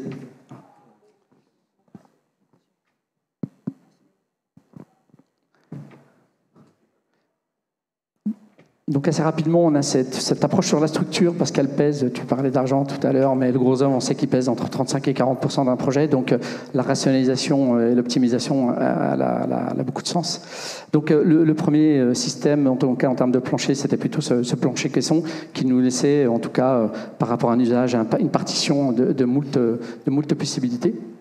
Donc on a fait des investigations poussées avec des fabricants. Donc ça a développé une réflexion jusqu'à des plans très poussés. Il s'est avéré que c'est un système constructif où on ne pouvait pas intégrer le système de rafraîchissement et de chauffage pour la simple raison que la dalle de compression qui est au-dessus n'est pas assez épaisse et que le choix que nous on voulait porter avec le maître d'ouvrage, c'est un système d'un plancher ventilé. C'est un principe où on a sur le graphique d'en haut, vous avez une épaisseur, une dalle, dans lequel on intègre des réseaux de 80 mm d'épaisseur, espacés tous les 80 cm, et dans lesquels vient circuler le chaud et le froid. Et on joue avec l'inertie de la dalle. Donc c'était bénéficier de cet apport que peut apporter l'inertie de la dalle. Donc un système de bureau où on minimise les faux plafonds pour pouvoir profiter aussi bien en chaud qu'en froid de cette inertie de la dalle. Après un travail, bien entendu, qui dans cette vertu bas carbone, donc aussi bien sur la structure, avec un travail aussi, une démarche en approchant des fabricants pour minimiser l'impact carbone dans le béton, donc un béton bas carbone, et puis un travail, bien entendu, sur la façade, puisqu'il fallait aborder toutes les phases du projet sur des matériaux, bien entendu, biosourcés, des menuiseries bois, une vêture plutôt légère en zinc, derrière où on a des allèges en blocs de béton de chanvre. Je passe un peu les slides. Vous voyez le principe, puisqu'il devait répondre à des cloisonnements divers et variés. Donc cette étude sur un peu la trame, la modénature. Les poteaux en façade, eux, sont revêtus, pareil, pour apporter des matériaux biosourcés par des éléments en pierre. Et je passe au deuxième projet, qui lui est en chantier. C'est un parking silo, donc une centrale de mobilité. Centrale de mobilité parce qu'en plus du parking, elle intègre un programme multiple, à savoir une aire de livraison pour le dernier kilomètre. C'est un projet qui se construit actuellement on est donc sur l'île de Saint-Denis, au bout d'un ensemble de bâtiments, une double problématique, donc un bâtiment destiné pour les géos, mais aussi en héritage, un site assez étriqué sur lequel on vient intervenir enfin, sur lequel il y a énormément de chantiers en avant, un seul accès donc pour la logistique de transport, seul accès accessible, donc qui remplit un trafic assez conséquent. Donc il a été demandé en phase concours, donc concours organisé en 2020, de travailler et d'avoir un réflexe sur un mode constructif sur lequel on puisse avoir recours au transport fluvial. On a les deux bras de la Seine de part et d'autre, donc utiliser au maximum ce mode de transport pour minimiser l'impact carbone. Donc un parallépipède qui se développe sur 48 mètres et 32 mètres de large, des vues depuis la Seine et la passerelle qui est en cours de construction. Donc c'est le bâtiment de droite que vous voyez avec un exosquelette qui a cette géométrie. Je reviendrai un peu dans le détail. Le principe assez rapidement qu'on a retenu, c'était de dire que l'expression de la façade devait être le mode constructif, et c'est lui qui devait donner cet aspect à notre bâtiment. Donc le recours à une structure triangulée en béton. On voit tout à l'heure, a été évoqué un peu ce travail d'effort sur comment minimiser la matière, le travail de matière. Donc on a réduit les sections, donc on passe de poteaux de 20 en partie supérieure, 30 en partie intermédiaire et 40 en partie basse. Donc comment graduellement on minimise un peu la structure. Le plan de départ et qu'on a un peu retravaillé, on voit un principe de parking de demi-niveau avec des rampes en partie centrale des rampes doubles. On a revu un peu le plan, nous, pour optimiser et rationaliser au maximum la circulation. Donc, vous avez vu tout à l'heure dans l'image la structure triangulée en périphérie et en partie centrale. Vous avez ces refends, des refends qui, on verra après dans les images, des refends qui portent les consoles. Et le principe de plancher, qui est un plancher de dalle alvéolaire, qui participe aussi de cette logique de préfabrication. Donc la coupe, on voit le système de demi-niveau. Donc, un principe constructif, je reviens dessus. Donc l'essentiel du projet est, en tout cas, à 80% préfabriqué. L'ossature extérieure, donc les poteaux, les poutres, et les planchers qui sont des dalles alvéolaires qui portent sur 15,50 m de largeur, aucun poteau intermédiaire. Donc des dalles de 2 épaisseurs, 32 cm quand on fait 15,50 m et 25 dans les zones où il y a les rampes. Donc le bâtiment est en cours de finalisation. Là, on attaque le dernier niveau, le couronnement.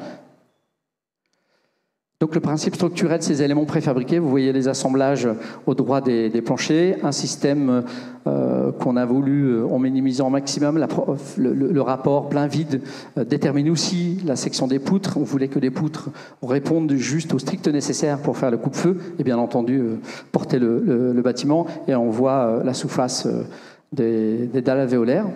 Donc un travail assez conséquent, j'allais dire, de la même manière avec nos partenaires Westructure pour arriver donc à ces sections à minima et qui ont été, l'entreprise a joué le jeu, donc avec un système de fixation d'encre Bosch. Donc on a une réservation dans les parties dalles et on a un système de coupleur qui est une barre métallique qui permet de faire la jonction entre les poutres et les poteaux. Je passe un peu rapidement, vous voyez les dalles alvéolaires, le système d'encre box, donc là on est sur une poutre préfabriquée, la seule partie coulée c'est celle qui est contre les dalles alvéolaires qu'on voit là, et l'encre box sur le poteau, et sur lequel on vient ajouter le coupleur, les barres de fer qui sont ici. Donc l'ensemble du exosquelette est assemblé comme ceci, donc l'ensemble d'éléments est intégralement préfabriqué, sauf les éléments de coulage et de jonction au droit des planchers. La réflexion sur cette structure, elle consistait aussi à minimiser le facteur risque des véhicules qui pouvaient passer au-delà. Donc soit pour y répondre, soit effectivement rajouter des dispositifs tels poteaux et autres poutres. Nous, on a fait le choix de réduire cet élément et d'importer juste ponctuellement ces petites maisonnelles avec un petit nichoir pour les oiseaux. Donc ça, c'est pour la partie façade, donc ces éléments préfabriqués. En partie centrale, donc les refends qui participent du contrevendement, qui intègrent les rampes. Et comme vous pouvez constater, ces éléments de refend au droit des rampes se prolongent en console et viennent accueillir, d'une part, bien sûr, le plancher de la rampe, mais aussi vient supporter une poutre qui accueille la rampe de part et d'autre. Elle est vraiment portée en porte-à-faux de part et d'autre. Je reviens donc un peu rapidement sur le système des planchers, donc en dalle alvéolaire de 2 épaisseurs, 32 cm dans les 15,50 m et 10,50 m au droit des rampes. Après, on a le système, bien entendu, de ferraillage. Et enfin, le coulage, le peu d'éléments de béton coulé en place via des pompes, qui reste la chape qui varie de 5 cm à 12, 5 cm étant la périphérie, puisqu'on a décidé de ramener l'eau vers l'extérieur pour minimiser sa présence en partie centrale.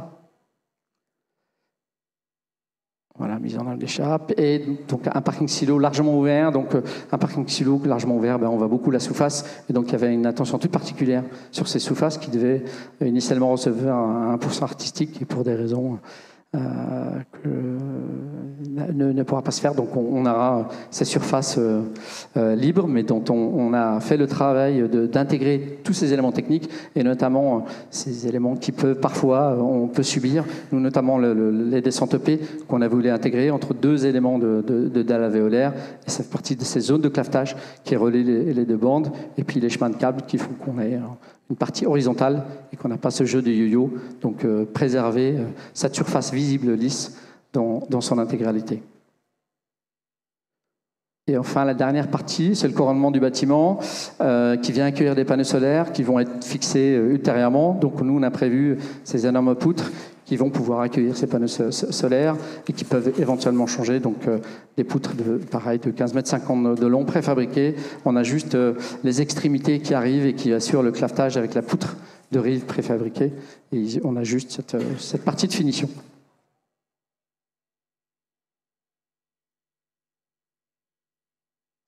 Et puis un petit clin d'œil, parce que le béton, il y a quand même, on parlait de trous de banche, mais aussi quand on a des préfabriqués, on a des éléments de levage, des encoches pour le levage. Donc comment venir traiter ces éléments-là. Donc on a fait le choix, nous, de venir plutôt que de remplir avec du béton, du ciment, on a plutôt le choix de venir boucher avec des éléments métalliques, des boulons. Voilà.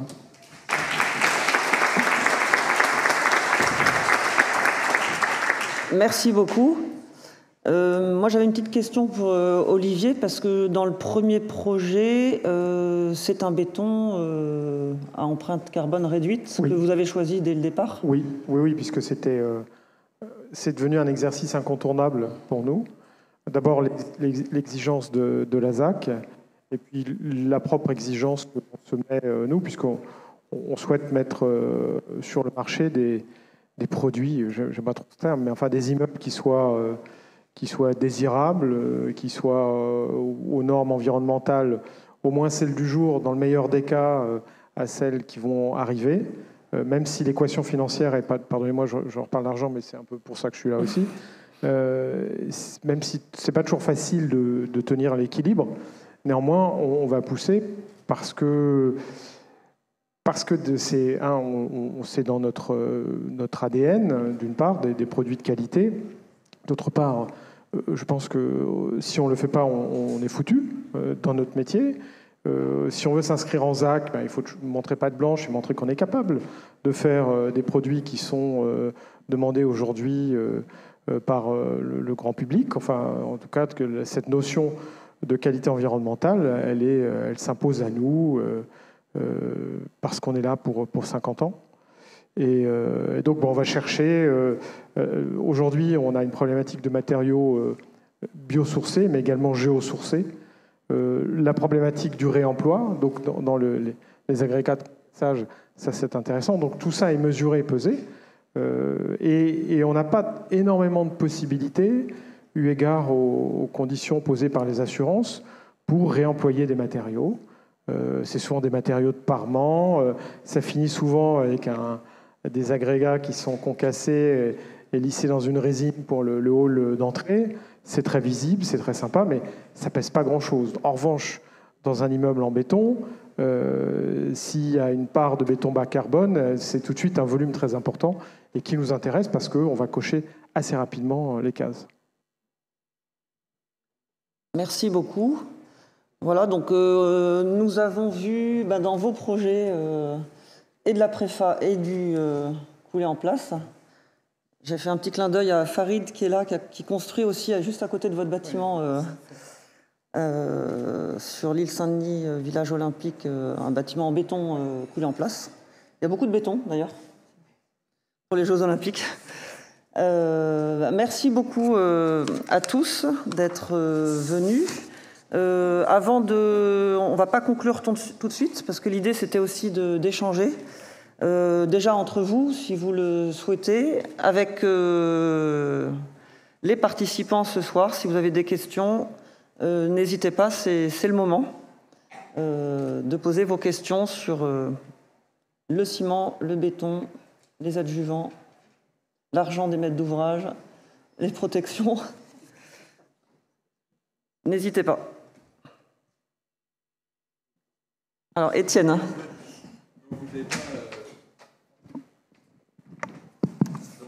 Les pistes de recherche pour faire un béton bas carbone, aucun de vous n'a parlé de la capacité du béton à se recarbonater,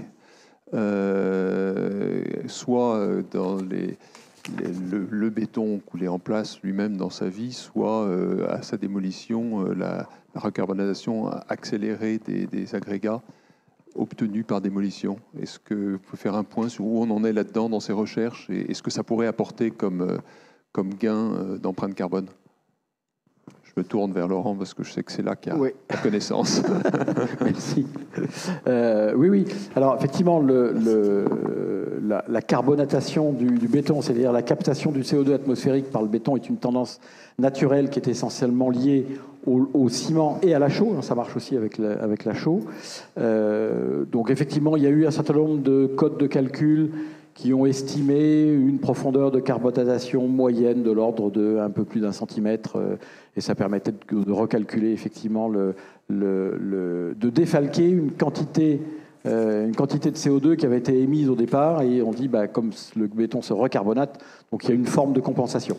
Bon, ça n'a pas tenu très longtemps, même si c'est vrai, cette démarche.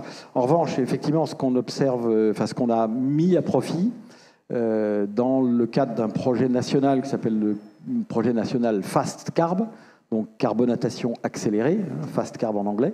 C'est anglais-français parce que fast pour vite en anglais, mais carb c'est carbonatation, mais carbonation. Bon. Et donc là, l'idée, c'était effectivement d'utiliser cette tendance naturelle du béton à capter le CO2 pour aller piéger le CO2 des émissions de cheminées en général et de cimenterie en particulier, en utilisant le fait que dans un béton coulé en place, dans un béton massif qui soit coulé en place ou préfabriqué, ce qui va se carbonater, c'est la partie qui est en contact avec l'atmosphère. Quand on démolit un béton et qu'on le concasse, on va donc mettre à jour des surfaces qui n'avaient pas été initialement en contact avec l'atmosphère. Donc on va augmenter considérablement cette surface dite spécifique en contact avec l'atmosphère, et donc pouvoir carbonater de manière accélérée en récupérant le CO2 des fumées de cimenterie en particulier, mais ça peut être une centrale de chauffage, ça peut être une verrerie, c'est adaptable à tout type d'industrie émettrice, de manière à recapter ce CO2 et le transformer en quoi? En carbonate de calcium, donc en calcaire. Donc voilà, donc ça a été fait. Alors, les résultats sont assez, on va dire, sont là, mais sont relativement modestes, puisqu'on va recapter, l'ordre de grandeur, c'est 40 kg de CO2 par tonne de béton concassé. Donc, c'est pas le sirop typhon, comme on disait à l'époque. Mais bon, voilà, c'est une contribution. Je n'ai pas de doute que cette contribution-là va augmenter en termes quantitatifs avec la mise en place des outils. J'ai été contacté il n'y a pas très longtemps par une société qui fait des concasseurs et qui me dit moi j'ai trouvé un système je ne cherchais pas ça, mais dans un autre cadre, j'ai un concasseur maintenant qui sait mieux séparer la pâte de ciment, donc carbonatable, du granulat, et donc on va pouvoir mieux récupérer le granulat et pouvoir obtenir une fraction un petit peu optimisée qui va être plus carbonatable quantitativement. Voilà à peu près où on en est. Merci Laurent. Est-ce que vous avez des questions? Profitez-en. C'est rare d'avoir autant de spécialistes. François, je vais vous donner le...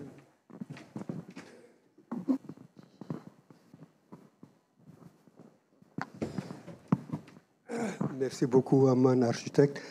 Je voulais savoir si on peut parler de mixité entre les trois matériaux, le ciment, le béton et le biosourcé. Ça, c'est le premier point. Le deuxième point, par rapport au béton brut. Si on prend l'exemple du bâtiment IENA fait par Perret, c'est toujours valable jusqu'à présent, donc je ne vois pas par rapport à la coloration. Et puis, j'ai un plaidoyer à faire. Il y a un bâtiment qui est abandonné, qui est construit en acier et en béton. C'est le bâtiment de Calice, l'ancienne école d'architecture qui se trouve à Paris, La Défense. Qu'est-ce qu'on peut faire de ce bâtiment? Voilà, merci.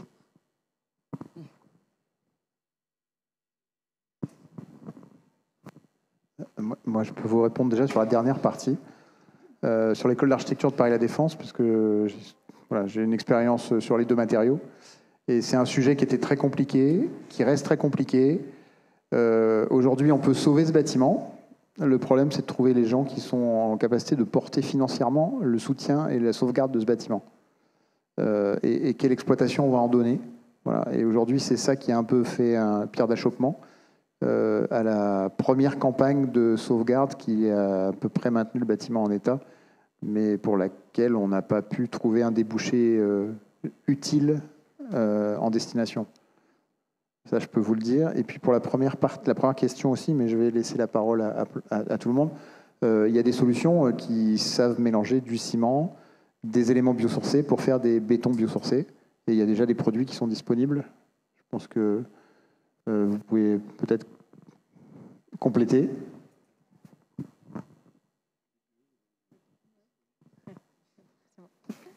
Oui, en BPE, donc en béton prêt à l'emploi, effectivement, il y a des solutions qui existent. C'est pas, comme tout à l'heure j'entendais, on va pas refaire des ponts avec. On peut faire des bétons de terre, des bétons de chanvre. J'entends plein de choses.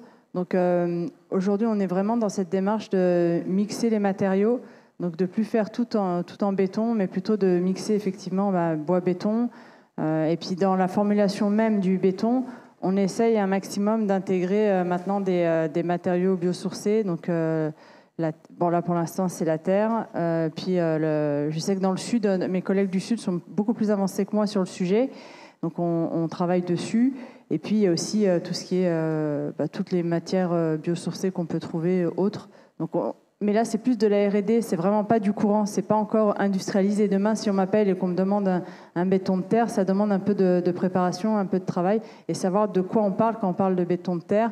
Donc typiquement, est-ce que c'est juste prendre une toupie de chez nous, mélanger de l'eau, du ciment et ensuite la terre et de mélanger sur site, sur chantier, et là c'est du béton de terre mais non structurel pour le coup, ou alors on veut vraiment faire du structurel avec, et là il y a tout un cahier des charges à faire et tout un travail à faire parce que le N206 ne nous permet pas d'intégrer des matériaux biosourcés dans les bétons structurels. Donc voilà, c'est au cas par cas en fait, vraiment. Nora, j'en profite. Je ne crois pas qu'il y ait l'Eurocode des bétons biosourcés ou de quelconque en quoi que ce soit biosourcé d'ailleurs non plus. Donc, c'est souvent la question qu'on me pose en fait, où est-ce qu'on en est dans le biosourcé. Malheureusement, on a cette demande-là. Alors je reviens depuis tout à l'heure sur Madame la norme et Monsieur le produit ou inversement, mais effectivement, la demande du marché va vite et derrière, tout ce qui est normatif, la législation, tout ça n'avance pas au même rythme en fait. Donc on essaye de faire au cas par cas et de voir ce qu'on peut faire avec les moyens qu'on a et la demande du client en fait. Voilà. Mais c'est vraiment au cas par cas. Mais on ne ferme pas la porte, hein. On est vraiment ouvert à tout, donc il faut venir avec vos idées. C'est comme ça qu'on avance en fait. C'est comme ça que les choses évoluent. Voilà. Je ne sais pas si j'ai répondu.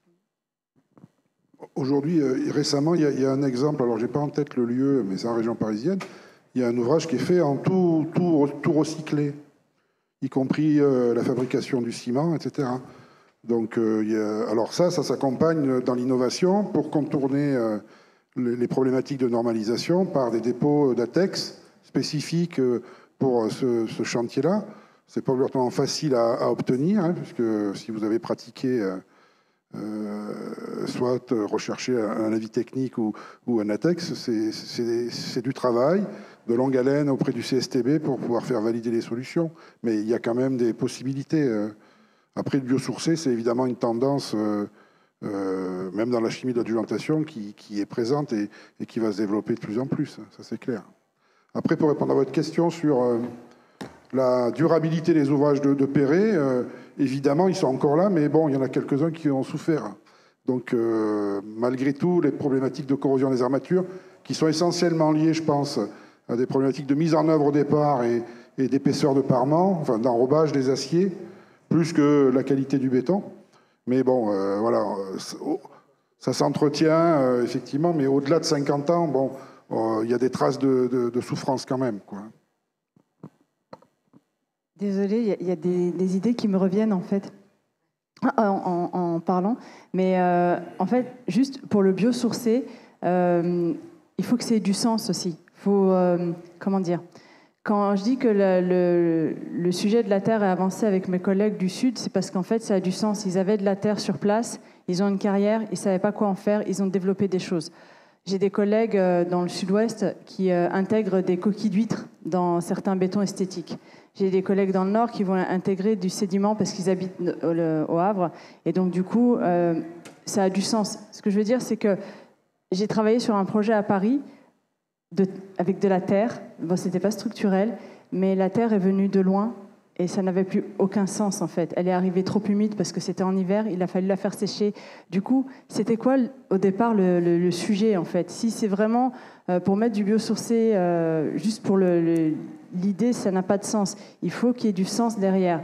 Et la terre, elle a séché, il fallait la mettre l'étuver, la mettre à sec. Donc, du coup, en termes de carbone, ça n'avait pas de sens. Donc, pourquoi est-ce qu'on veut mettre du biosourcé? C'est déjà la question de départ. Si c'est un sens historique parce que il y a des huîtres dans le coin, ok, il y a beaucoup de déchets, ok, on va l'utiliser. Mais si c'est pour l'utiliser dans Paris, alors que finalement, c'est pas forcément un déchet local, pourquoi faire?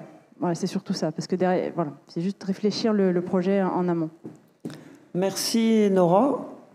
Je sais qu'il y avait François Redron, directeur de Simbéton, qui avait une question. Oui, bonjour. Une question qui s'adresse plutôt au maître d'ouvrage et au maître d'œuvre. Comment vous appréhendez les seuils de la RE 2020 ? Comment, quand vous commencez votre projet, vous allez vous assurer que vous passez ces fameux seuils? Quel est votre processus intellectuel, je veux dire, pour arriver à une forme de certitude, parce que vous prenez un risque sur l'aboutissement du projet quant au poids carbone du projet. Première question. Et puis la question adjacente, c'est le béton armé, on va dire le gros œuvre représente 25% à peu près du poids carbone du projet. Donc quid des 75%? Qu'est-ce que vous avez, comment vous sentez les industriels, vos fournisseurs, comment vous sentez leurs efforts pour justement réduire l'empreinte carbone jusqu'à on attend moins 35 ou moins 50% à l'horizon 2030. Donc voilà, comment vous les sentez? Nous, on vous explique, nous, la filière béton, on vous explique comment on va réduire, et on est relativement serein quant à notre capacité à réduire. Comment vous voyez le reste de nos petits camarades fournisseurs de la construction? Alors déjà, mon rôle, c'est un rôle de chef d'orchestre. Je n'ai absolument pas la science infuse dans chaque domaine, dans chaque compartiment. C'est beaucoup trop compliqué. Donc, mon job, c'est de m'entourer d'experts et de battre la mesure de ces experts. Et il y a des métiers qui sont apparus, d'ingénieurs en développement durable. Tous les ingénieurs se sont formés aujourd'hui à calculer tous ces éléments. La RE 2020, elle a été testée avec l'énergie et le carbone.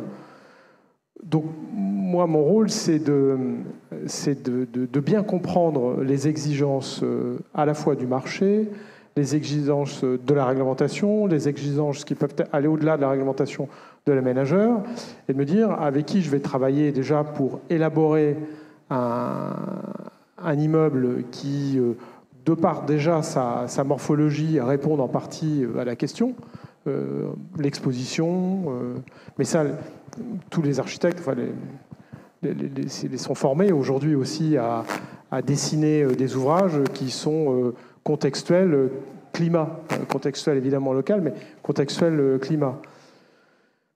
Après tout, je constate effectivement que, vu de ma paroisse, le bois a fait un bond avec un marketing effréné de certains en disant ça stocke le carbone, c'est la solution pour tout. Donc moi, le premier immeuble en bois, je l'ai fait en 2008 parce qu'il répondait à des exigences locales, parce qu'il répondait à un besoin. Et je suis d'accord avec vous, il ne faut pas faire du bas carbone pour du bas carbone, il faut réfléchir pourquoi, comment, avec qui.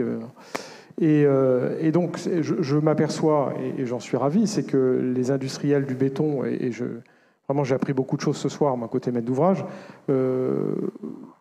je dirais, on sentit le vent du boulet, ou je sais pas où. En tout cas, pour pouvoir combattre ce discours, qui est plus un discours de marketing autour du bois, c'est de se remettre en question, de se dire comment je peux fabriquer aujourd'hui un béton bas carbone. Mon taf aussi, c'est de vérifier que ce qui m'est raconté est vraiment réel. Ce soir, je suis encore plus rassuré, si j'avais besoin de l'aide, c'est qu'il y a des efforts dans tous les compartiments, dans tous les industriels qui sont réunis.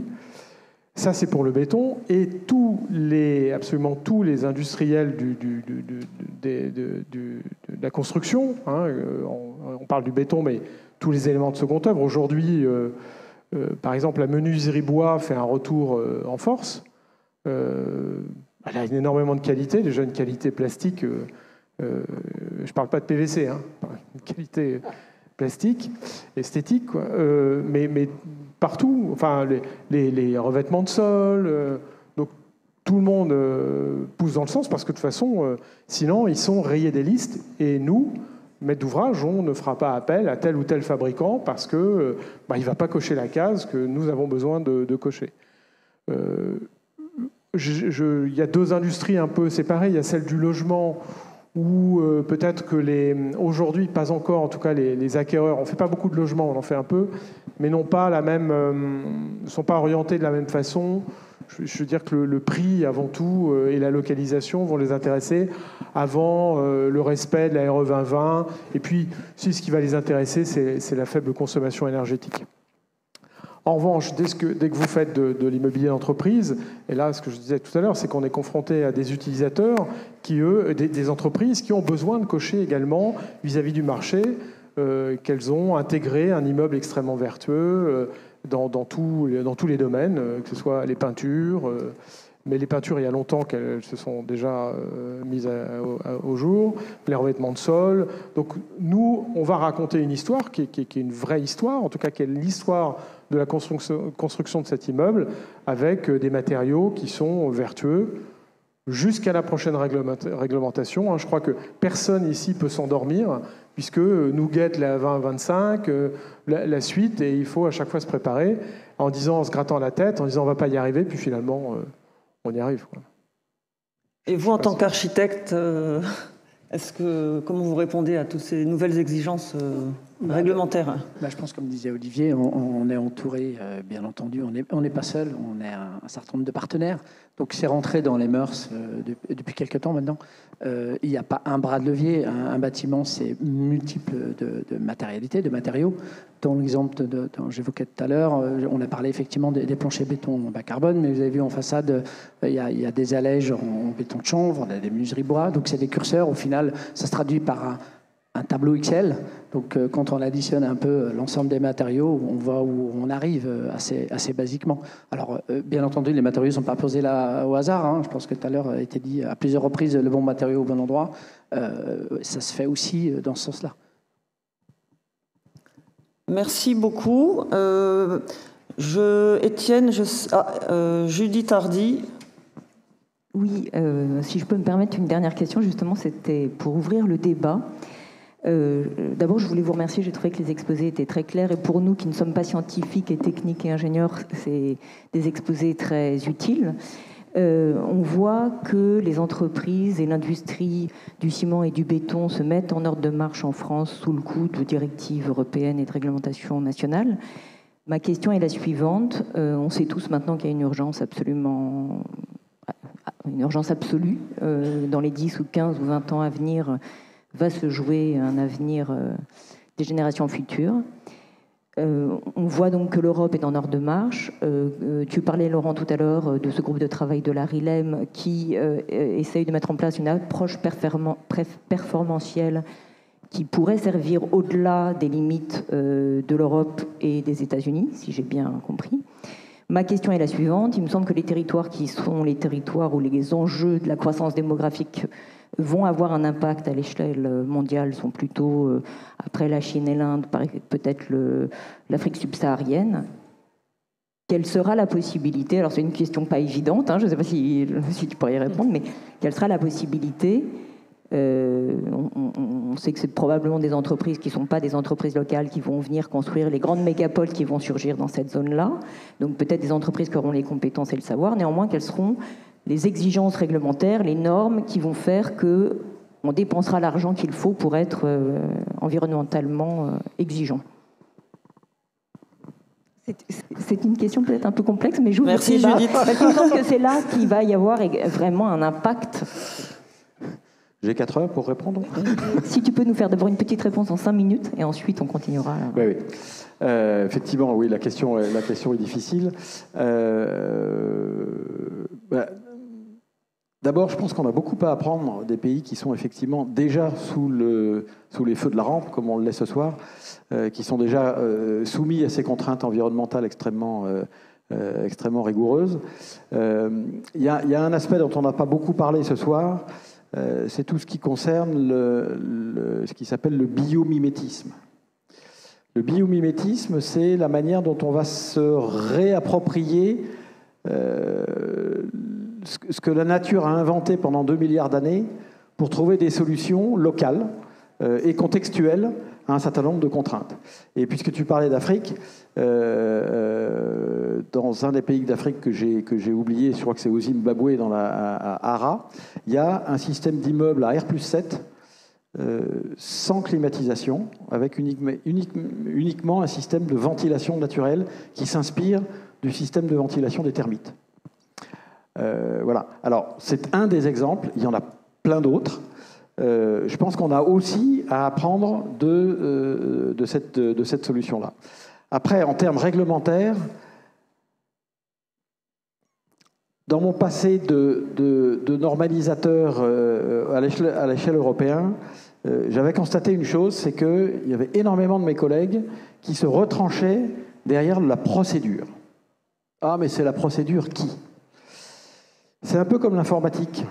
C'est-à-dire que la procédure, c'est nous qui la faisons. Donc, et il n'y a pas de honte à se tromper.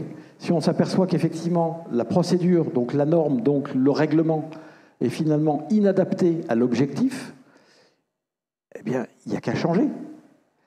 Et là aussi, mais il faut passer par la procédure. Non, il suffit aussi de décrocher son téléphone et d'aller parler à la bonne personne. Et quand on est effectivement impliqué dans toutes ces instances, eh bien, il y a un réseau qui s'est établi et on se connaît tous les uns les autres, plus ou moins, et si on ne se connaît pas directement, eh bien, on connaît quelqu'un qui va connaître, et à ce moment-là, il suffit de déclencher son téléphone. Et c'est de cette manière dont on va pouvoir influencer les règlements et la normalisation. Encore une fois, qu'est-ce que c'est que la normalisation ? Ça n'est pas un système pour enquiquiner le monde, comme dirait quelqu'un que je connais bien. C'est juste simplement le consensus qui a été obtenu pour réaliser un ouvrage, une partie d'ouvrage, un matériau, selon des règles qui ont fait leurs preuves. Ça n'est pas figé, c'est juste un consensus à un moment donné. Si on s'aperçoit qu'effectivement, parce que les matériaux, la technologie a évolué, eh bien, il nous appartient, à nous, on est tous là, de faire évoluer cette norme ou de faire évoluer ce règlement. Alors effectivement, quand il s'agit d'un règlement, on a affaire tout de suite aux États, c'est tout de suite un tout petit peu plus compliqué. Mais pour l'avoir vécu, je peux vous dire qu'on arrive quand même à faire évoluer un règlement. C'est aujourd'hui l'évolution du règlement du produit de la construction. Eh bien, j'ai participé dès 2015 avec des réunions avec les représentants de la Commission pour faire en sorte que ce règlement, qui était inapplicable, qui contenait en lui-même un certain nombre de contradictions, puisse être révisé. C'est en cours maintenant. Alors, ça va prendre un petit peu de temps, mais voilà. Donc, c'est un petit peu le sens de ma question, de ma réponse, pardon, à ta question. C'est que je pense que nous avons en nous-mêmes tous les moyens pour pouvoir faire évoluer ces normes, ces règlements, sans se retrancher derrière pour avoir une forme d'immobilisme. Alors après, j'ai entendu aussi le fait que les normes, les règlements sont sont contraires à l'innovation, sont des contraintes à l'innovation. Oui, c'est ça, c'est normal, c'est pas fait pour ça. Je voudrais juste vous rappeler un petit élément que j'ai entendu pas plus tard qu'hier sur une radio que je ne nommerai pas. Vous avez le sous-marin qui est en perdition, là, le fameux sous-marin Delta, qui est en perdition. Et j'ai entendu que effectivement le constructeur se plaignait que non, en fait, il n'avait pas passé les tests techniques parce que c'était un frein à l'innovation. Moralité, il est en perdition. Donc voilà, il faut composer aussi avec tout ça, et ça rejoint un petit peu la question de Jean-Philippe tout à l'heure, c'est que oui, il y a de l'innovation. La norme, c'est ce qui est fait, c'est la pratique, c'est le consensus. Si on veut aller plus loin, il y a d'autres systèmes qui permettent effectivement de sortir du champ de la normalisation. C'est le système des ATEX, des avis techniques. On a besoin de contrôler un certain nombre de choses. On est là quand même pour construire et pour respecter la durabilité et la sécurité des biens et des personnes. Donc il y a un minimum de précautions à prendre. Et c'est bien de vouloir avancer, c'est bien de vouloir innover, mais il ne faut pas le faire au mépris de la sécurité, quoi. Oui. Merci beaucoup. Oui, oui. Je voudrais juste rajouter 2 éléments très courts, Claire, si tu veux bien. Pas de problème. Un petit témoignage sur... pour ma part, ça fait un peu plus de 20 ans que je fais du développement durable dans la construction, et en particulier au niveau normatif européen et même international, en l'occurrence, dans mon passé récent. Il y a beaucoup de préoccupations qui sont partagées par les pays qu'on dit souvent émergents et dont on imagine qu'ils ne sont pas concernés par nos préoccupations d'occidentaux. Et on le voit dans ces commissions de normalisation européenne. Donc, c'est des préoccupations qu'on peut partager. Donc déjà, et au niveau normatif, installer des dispositions qui soient applicables à un niveau large et international. Juste premier élément. Et puis le deuxième élément, c'est que c'est la méthodologie de calcul qu'on a mise en place, qui est partagée sur toute l'Europe et qui fait écho chez un certain nombre d'autres pays extra-européens. La méthode d'analyse de cycle de vie, aujourd'hui telle que pratiquée, c'est un peu plus de 25 indicateurs qui sont liés à ces changements climatiques, à ces impacts environnementaux. Dans la nouvelle norme qui va permettre de faire les nouvelles FDES, certaines sont déjà parues, on est à un peu plus de 30. Et aujourd'hui, on concentre tout sur la première ligne de ces tableaux d'indicateurs qui s'appelle réchauffement climatique. Ce qui est très important, je ne le nie pas, mais il y en a quand même donc entre 25 et 30 autres qu'on nommait et qui sont très liés, très associés à tout ça et qui peuvent concerner les territoires dont on parlait, notamment l'Afrique subsaharienne, parce qu'il va y avoir des vagues submersions, parce qu'il va y avoir plus d'épisodes climatiques extrêmes. Voilà, je ne vais pas tous les citer, mais vous avez compris. Et je pense qu'il faut aussi qu'on essaie d'élargir le spectre et de ne pas se parler que de carbone, même si c'est un traducteur très important, un marqueur très important qu'il ne faut pas ignorer. Il faut de temps en temps prendre un peu de recul pour élargir le débat. Merci à tous. Étienne, je ne sais pas si tu veux dire un petit mot en tant que président de l'association. Comment ? Oui, il est déjà tard. Non, je voulais juste remercier vraiment nos intervenants parce que je pense qu'effectivement, c'est, comme tu l'as dit, Judith, c'est absolument passionnant et voilà, on touche au cœur de la matière et au cœur des éléments objectifs là, qui montrent à la fois, comme je disais en introduction, tous les progrès qui sont faits, toutes les difficultés, que ce soit techniques, normatives, mais qui accompagnent ce mouvement, quoi. Donc, moi, je trouve que ce qui est très intéressant, c'est que ça donne quand même très confiance sur la manière dont évoluent les choses. On voit souvent en ce moment, dans les grandes déclarations qui sont faites sur la lutte contre le changement climatique, des révisions à la baisse des objectifs parce qu'on n'y arrive pas, etc. Là, on voit que voilà, on est au cœur d'une profession où des mouvements se font et où des résultats tangibles sont présents. Voilà. Écoutez, merci beaucoup. Merci à tous ceux qui sont venus ce soir pour participer à ces exposés. Et comme l'a affiché Claire, voilà, vous avez d'autres rendez-vous. N'hésitez pas à venir nous rejoindre dès la rentrée. Et notamment pour le lancement de nos fameux maintenant et récurrents trophées béton. Merci. Oui, merci beaucoup.